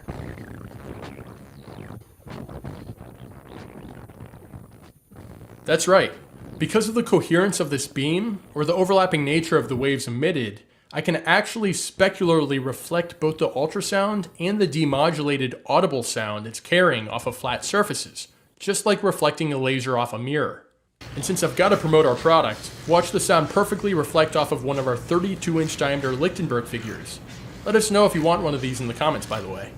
Now these specular reflections are really cool, but there's one problem they actually create. When shooting the beam of sound indoors, the sound will tend to scatter dozens of times off walls and surfaces, diminishing the effect that we were originally going for here.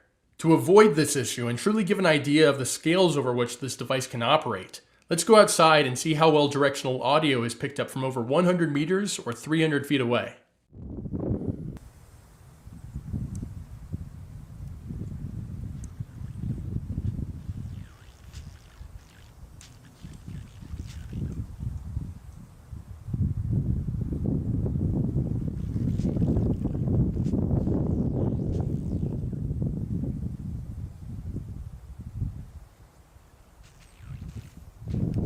Now, if you think this device is pretty cool and want to see an improved version in the future, just leave a comment and I'll use this to gauge people's interest and eventually get around to it. This is far from the only device like this out there, so if you have any interest in seeing what other people have done, I put a few links to great videos with similar designs in the description.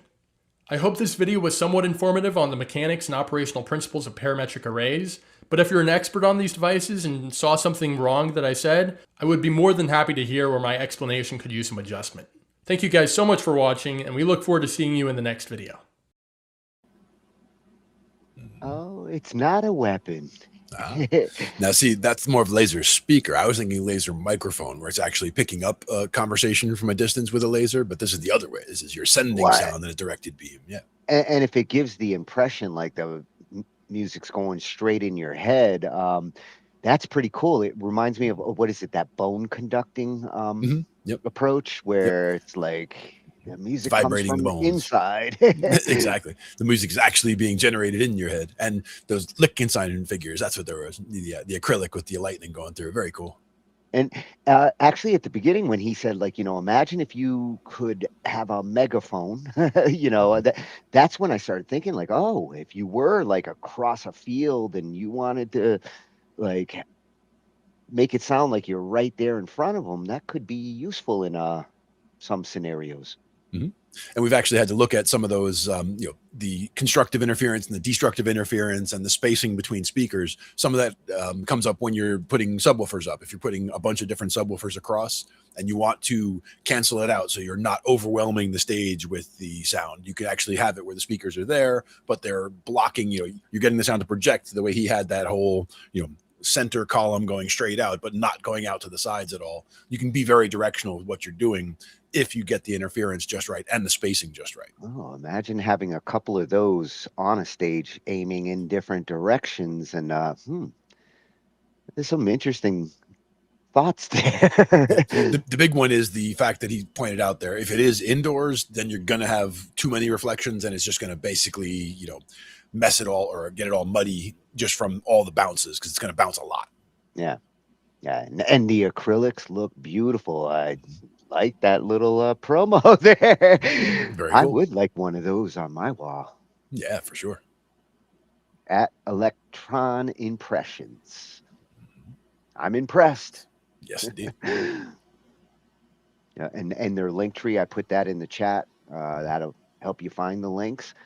And for our last video, this Mac Neo, Google really wants me to get one because they keep throwing these ads at me like every other one. And I am intrigued for the price, and I have been considering getting a Mac again for a music replacement, because I'm not sure where I'm going to go with Windows in the future. And I wondered, can you really get a music machine out of the specs that I've heard for these?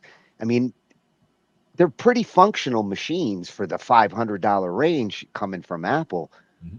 But can they handle the kind of work that they're going to need to do in the music world? Audio Font, thank you for covering this, because it's the first thing I was asking when I saw the ads for these things. Yep, you were indeed. Yeah, and at Audio Font, music production, film scoring, audio design, and audio technology reviews. And this is an important review to me. I don't want to suggest to someone who's looking to get a music machine the wrong machine.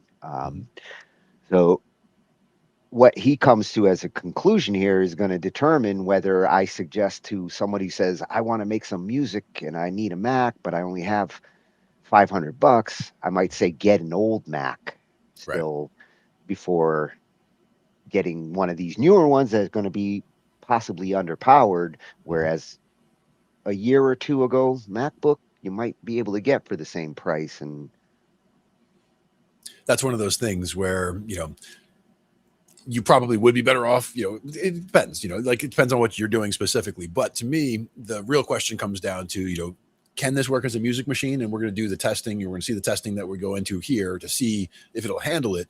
But there's also the question of, will it handle being a music machine and someone's primary machine? Because that's the other question that somebody might be trying to, I want to do everything with this. And then you're adding that extra layer of, you're going to do more, putting more storage on there, putting more things, you're having more things running every given time, not disabling all the things that you would normally disable for a pure music machine. But that's one of the considerations I would bring up as well when getting into that whole, if this is your primary machine thing.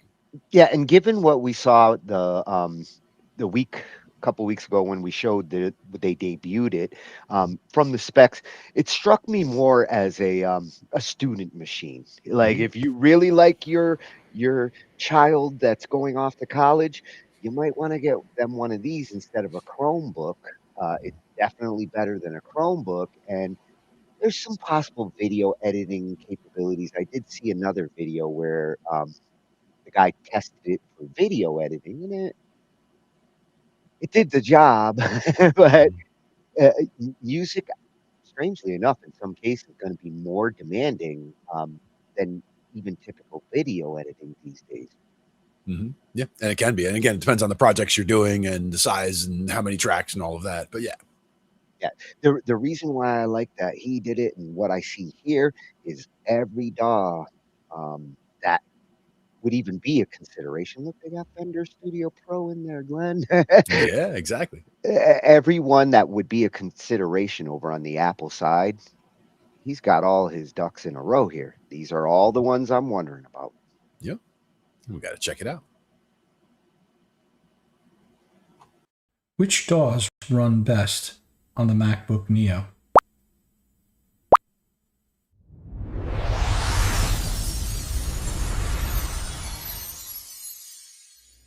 Hi folks, Bruno here with Audio Font. Welcome to the channel.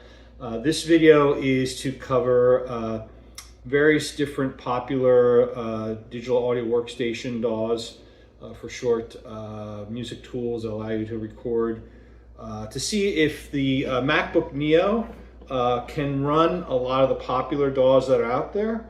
For those that aren't that familiar with the MacBook Neo, it's kind of an introductory lower cost laptop that Apple just introduced for $599 or $499 if you're a student.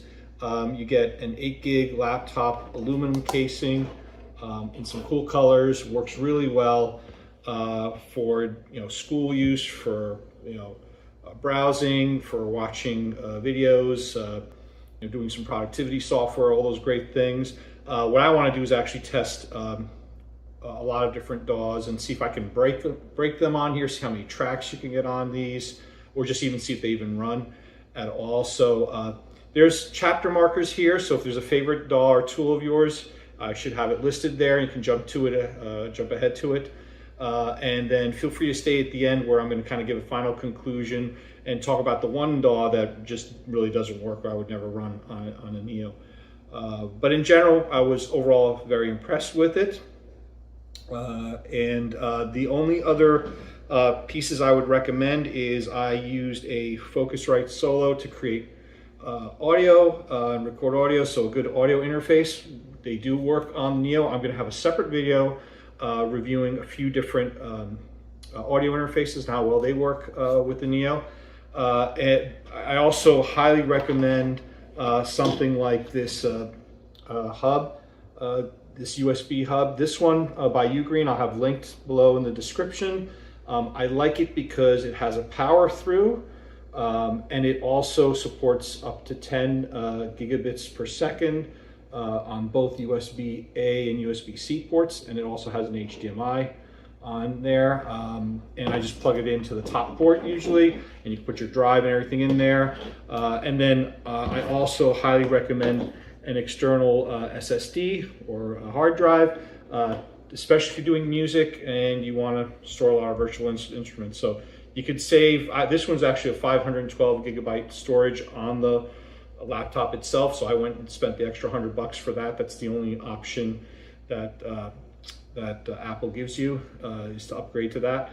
But they don't change the 8 gig of RAM that's in there, unfortunately, yet. But most folks have an external drive. Even with 512 gig, you're going to run out of space eventually. I was able to run and install about 6 or 7 DAWs. I kind of forget the count now. They're all on here. They all run, and it's only taken up probably about 100 gig of storage on here. So with a 256 gig drive, you start to feel it. Not so with the 512. I didn't install all the optional like loops and loop packs and sound packs and instruments on here directly. Again, that's why I highly recommend the external drive. You can install the, I have loops, I have virtual instruments all installed there. And the only other thing I would recommend is a MIDI keyboard, especially if you're going to be punching in some notes and some music into your DAW. So with that, let's get started. All right, folks. So I'm going to test out Fender Studio Pro, previously known as PreSonus Studio One. Fender bought PreSonus a while back and now rebranded the new version of Studio One to Fender Studio Pro 8, but pretty much the same exact tools. And so the first piece I just want to show real quickly is if you did want to do some basic film scoring on the MacBook Neo and you use Studio Pro. I'm not going to do this with every DAW here, but this is a common use case for me and I thought it might be useful. Very quickly, just to show you that it does work. So I just had created my own little AI film that I scored my own music to. I did that so for copyright reasons I couldn't use any other films to do that. So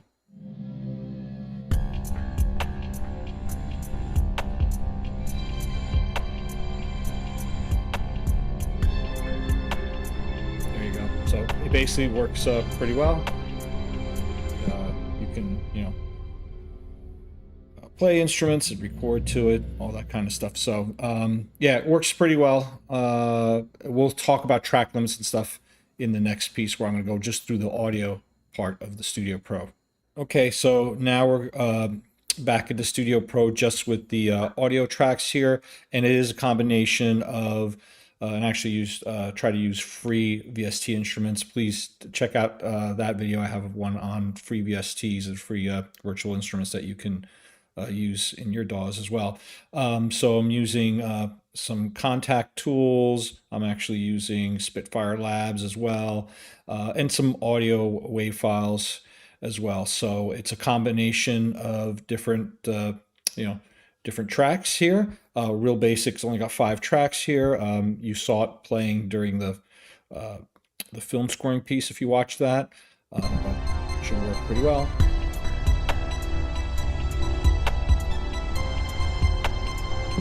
Okay, so it works here, and now what I'm going to start doing is I'm going to basically take the tracks and I'm going to duplicate them and try to build up as many as I can until we basically can break the system. So we're going to stress test it next with Studio Pro.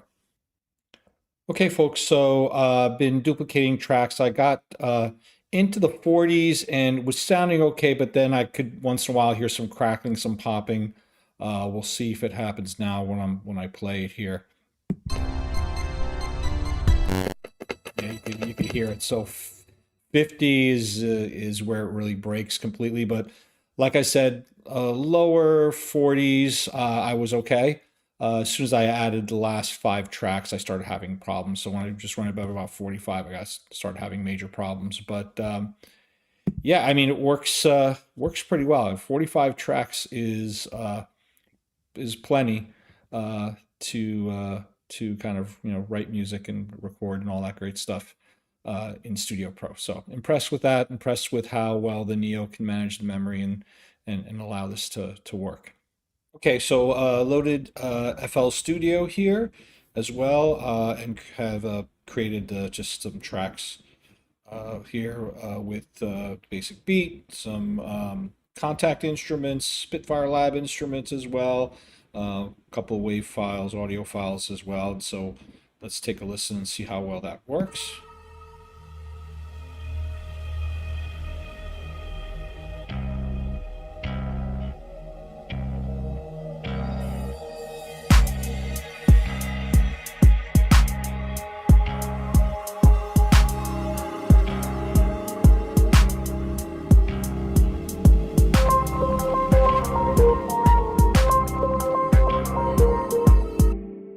Okay, so FL Studio works pretty well as well on the MacBook Neo.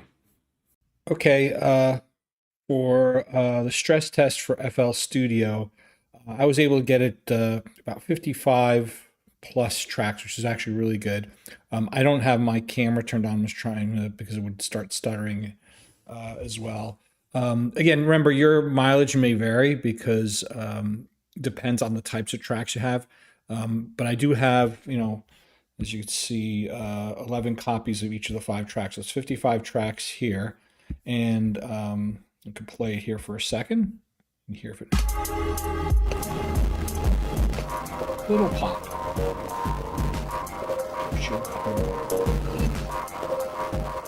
So just slight crackling and popping. But so, pretty sure, 50 plus is about the comfortable zone for you, if you stay under 50 tracks, which is a lot, especially for FL Studio. So again, proving that the MacBook Neo can run a lot of these DAWs pretty well. Okay, so I just loaded up Ableton Live. All I had to do was authorize it. I loaded up some demo file that it had with some tracks on it, including some drums and some instruments, as well as some vocals. And here you go. You can listen to how it sounds. Seems to work pretty well.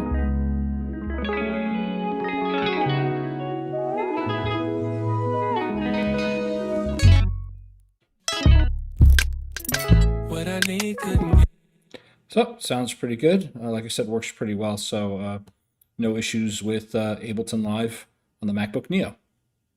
Okay, so now we're going to try Cubase elements. I'm going to do, again, similar to some of the other tests that we're doing here, a mixture of tracks of contact instrument, Spitfire Labs instrument, some wave and audio files in here, so kind of a mix. So shouldn't have a problem. I loaded up, no problem, put in the instruments and played them, no problem. So we'll just, take a listen, see how it sounds.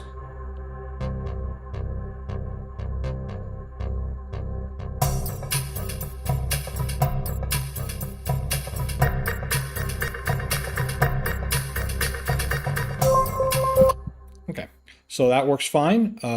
Now we're going to start stress testing it. So we'll be back in a second as I duplicate the tracks here.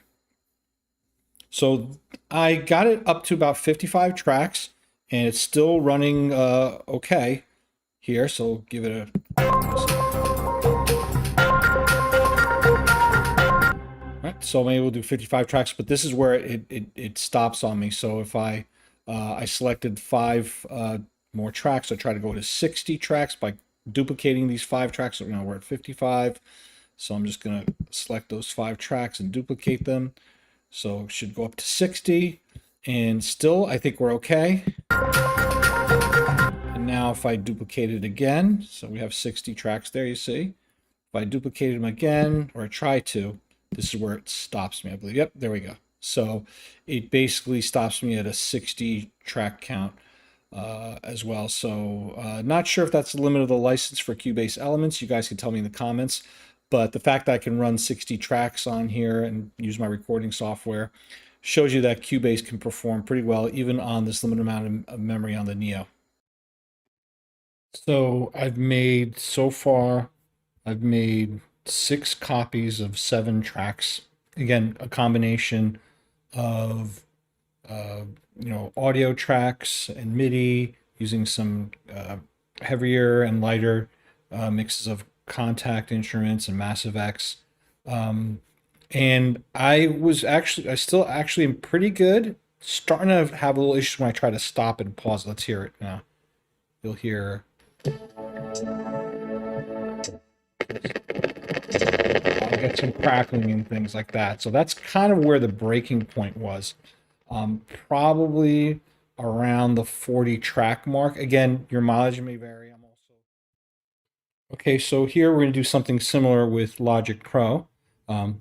So number 1, it loads up okay. Number 2, I've got pretty much the same set of tracks here. Audio track, using an internal Logic Pro instrument, some contact instruments, as well as a massive instrument, some drums. So, 7 tracks, kind of like the other one, and should play without a problem. So let's hear it.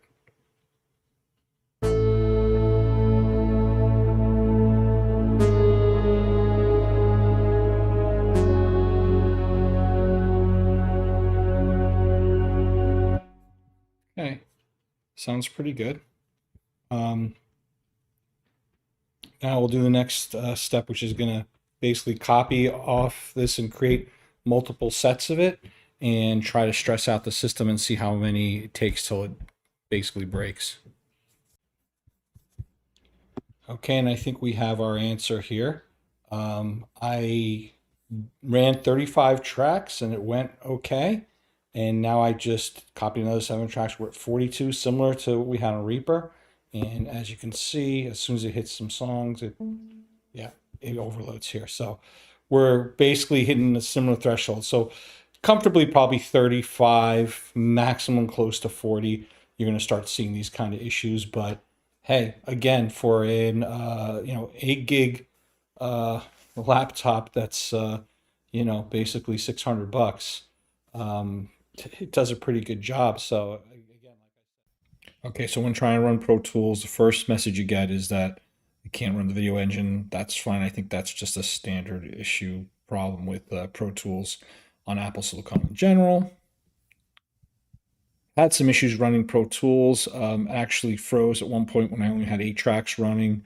I have a limited edition of it here, so I can't really max it out too much, but I am able to get about 10 or 12 tracks.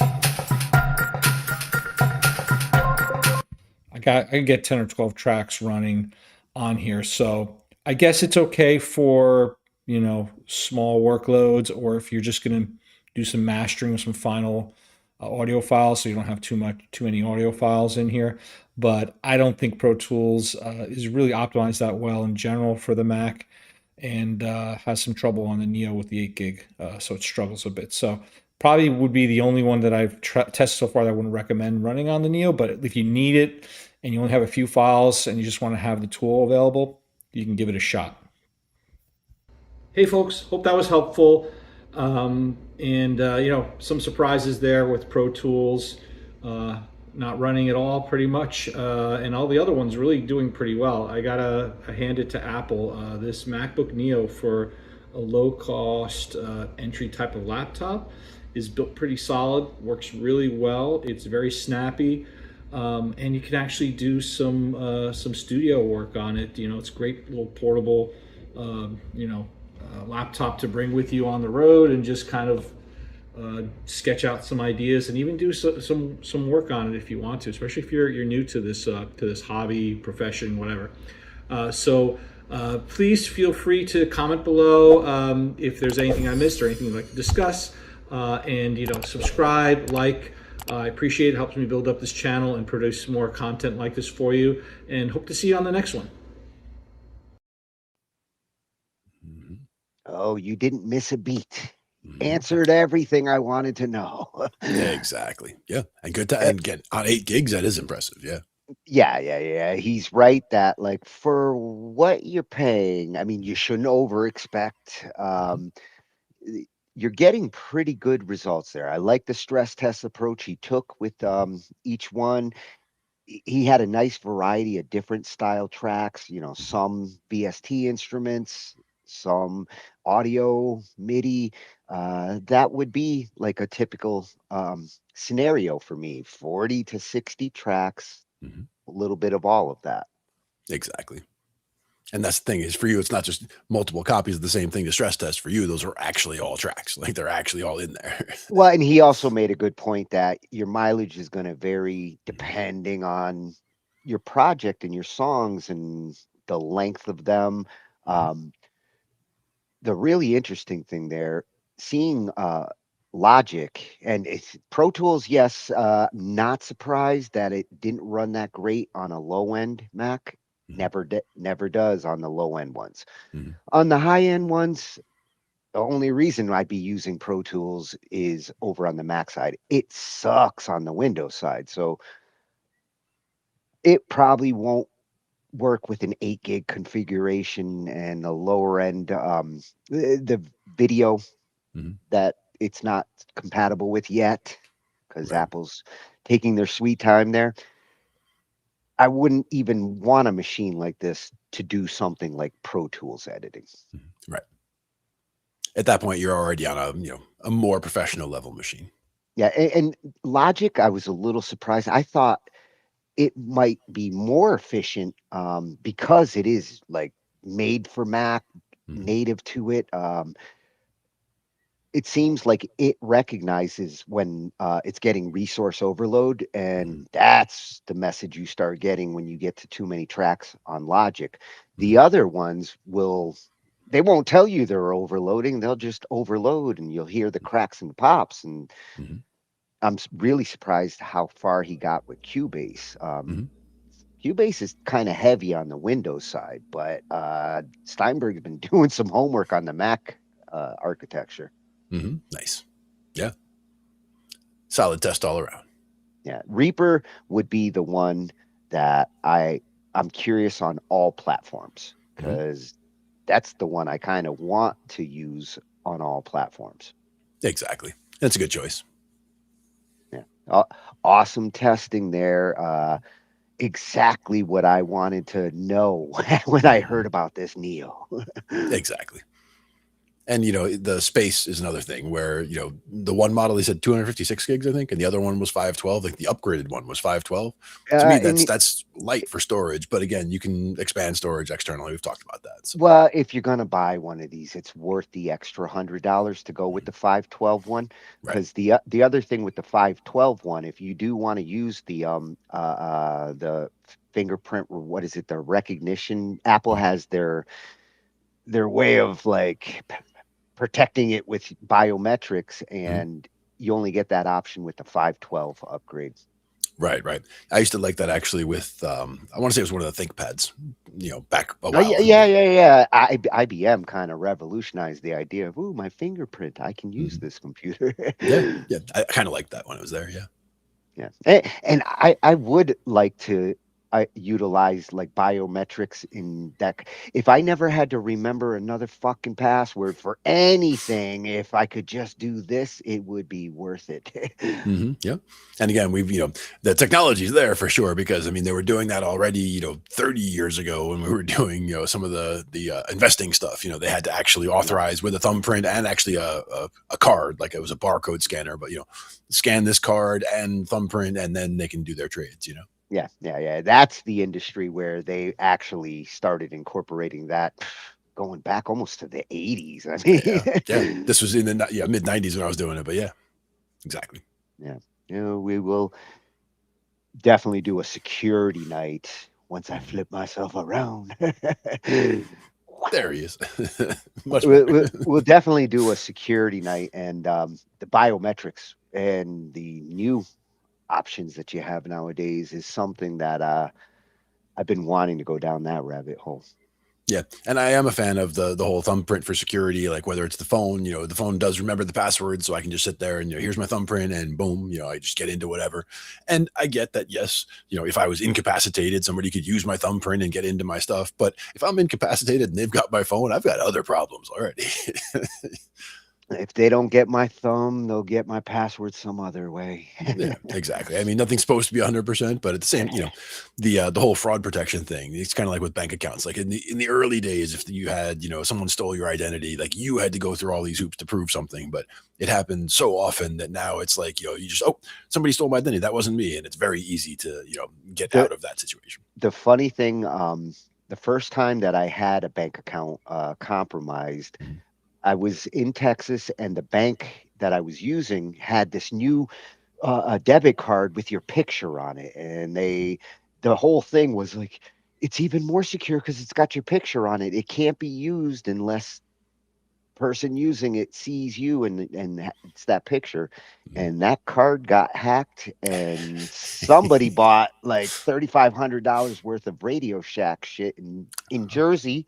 That was me. That was me. Yeah, it's like, damn. A whole batch of Heath kits. Yeah. Yeah, go figure. I had the supposed most secure credit card you could have at that time, and I wasn't impressed with the security at all. And that's the thing, is the picture on there, that's all great until until credit cards are accepted online, because all of a sudden nobody's looking at the picture because it's just numbers now. So they built it for an industry that was changing, and they weren't ready for that. What was even crazier is I would have thought they were using it through some like online ordering. They were actually buying in the store with a counterfeit card. Oh wow. That had my magnet strip. It didn't care about the picture. And go figure, this was at Christmas time. The worst time of year that security gets compromised everywhere. It was right at the end of November after Black Friday. They cleaned me out of $3,800 in about an hour and a half. And that's the thing is, again, today that happens, they're able to reverse that stuff very quickly. It's obviously not you, it's somewhere completely far away, blah, blah, blah, Some of them will reverse it very quickly when they realize that it's going on. But when they drain the 3,800 before the bank realizes there's a problem, it took me 3 months to get that $3,800 back. Yeah, and nowadays it would more likely flag up as unusual activity, and even not allow it before it even goes through. It might text, like for my bank, for example, I might get a text saying, "Hey, do you recognize these last 3 transactions or whatever?" And you can either say, "Oh yeah, I recognize all those," or "No, this is fraud," and you can nip it in the bud right there. When I moved here in 2020, the first week I had problems with they're all bank debit credit cards. None of them worked the first week I was here, because everywhere I tried to use them, it was like, no, you're in Connecticut, you're not in Maine. Yeah. And in your case, you probably didn't have a cell phone active at the moment to be able to have them, immediately. Yes. In the case of my PayPal debit card, I had to go to PayPal and change my address. Yeah.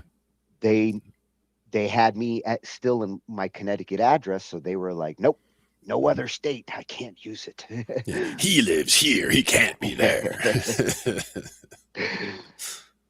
Good stuff. Yeah, we will do a security night. That's on the to-do list.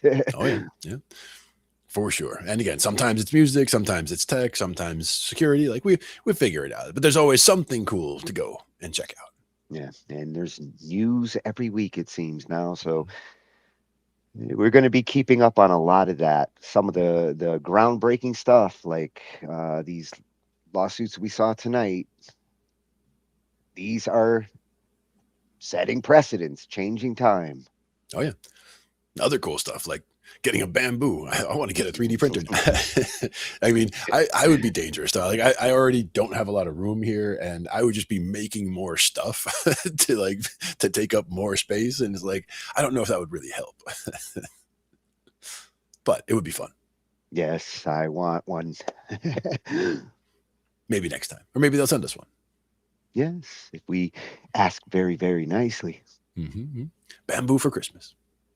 So we'll be back next Monday with Wally, and on Tuesday, Wes Lovedoll, our residential rocker, is going to be giving me a special listening party to his Ace Frehley tribute album that he just came out with. So nice. You're going to get a cool little sneak peek into a guitarist that I'm a big fan of. All right, very cool. And Is then it Tuesday for that? Yeah, Tuesday night, and then Ange will be back on Wednesday to whip it. It was a party last night. And you guys recovered okay? Yeah. Nice. I didn't have to drive home drunk, at least. There you go. All the way over to the other chair. Yeah, it's a long ways. Well, thanks for everybody for coming out, and we'll see you all next week. Yep, we'll be back again next Thursday. Take care. Night, everyone. We cover digital audio workstations and music tools. We explore theory, gear, and MIDI too.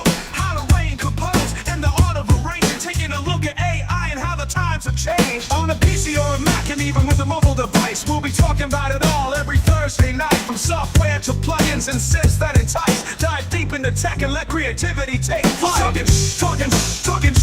IT. We're talking IT. Come and join in and have some fun. It's highly educational with a lot to learn. From bedroom producers to seasoned pros, we're breaking it down so knowledge grows. Whether you're a DJ or a beat making wizard, we got the tips and tricks to make your sound sizzle. Mixing and mastering, that's our jam. With the tutorials and tips on how much rev. Get the best quality from your setup and gear. Tune in every week and lend us your ear. We're talking IT. Come and join in and have some fun. It's highly educational with a lot to learn. We're talking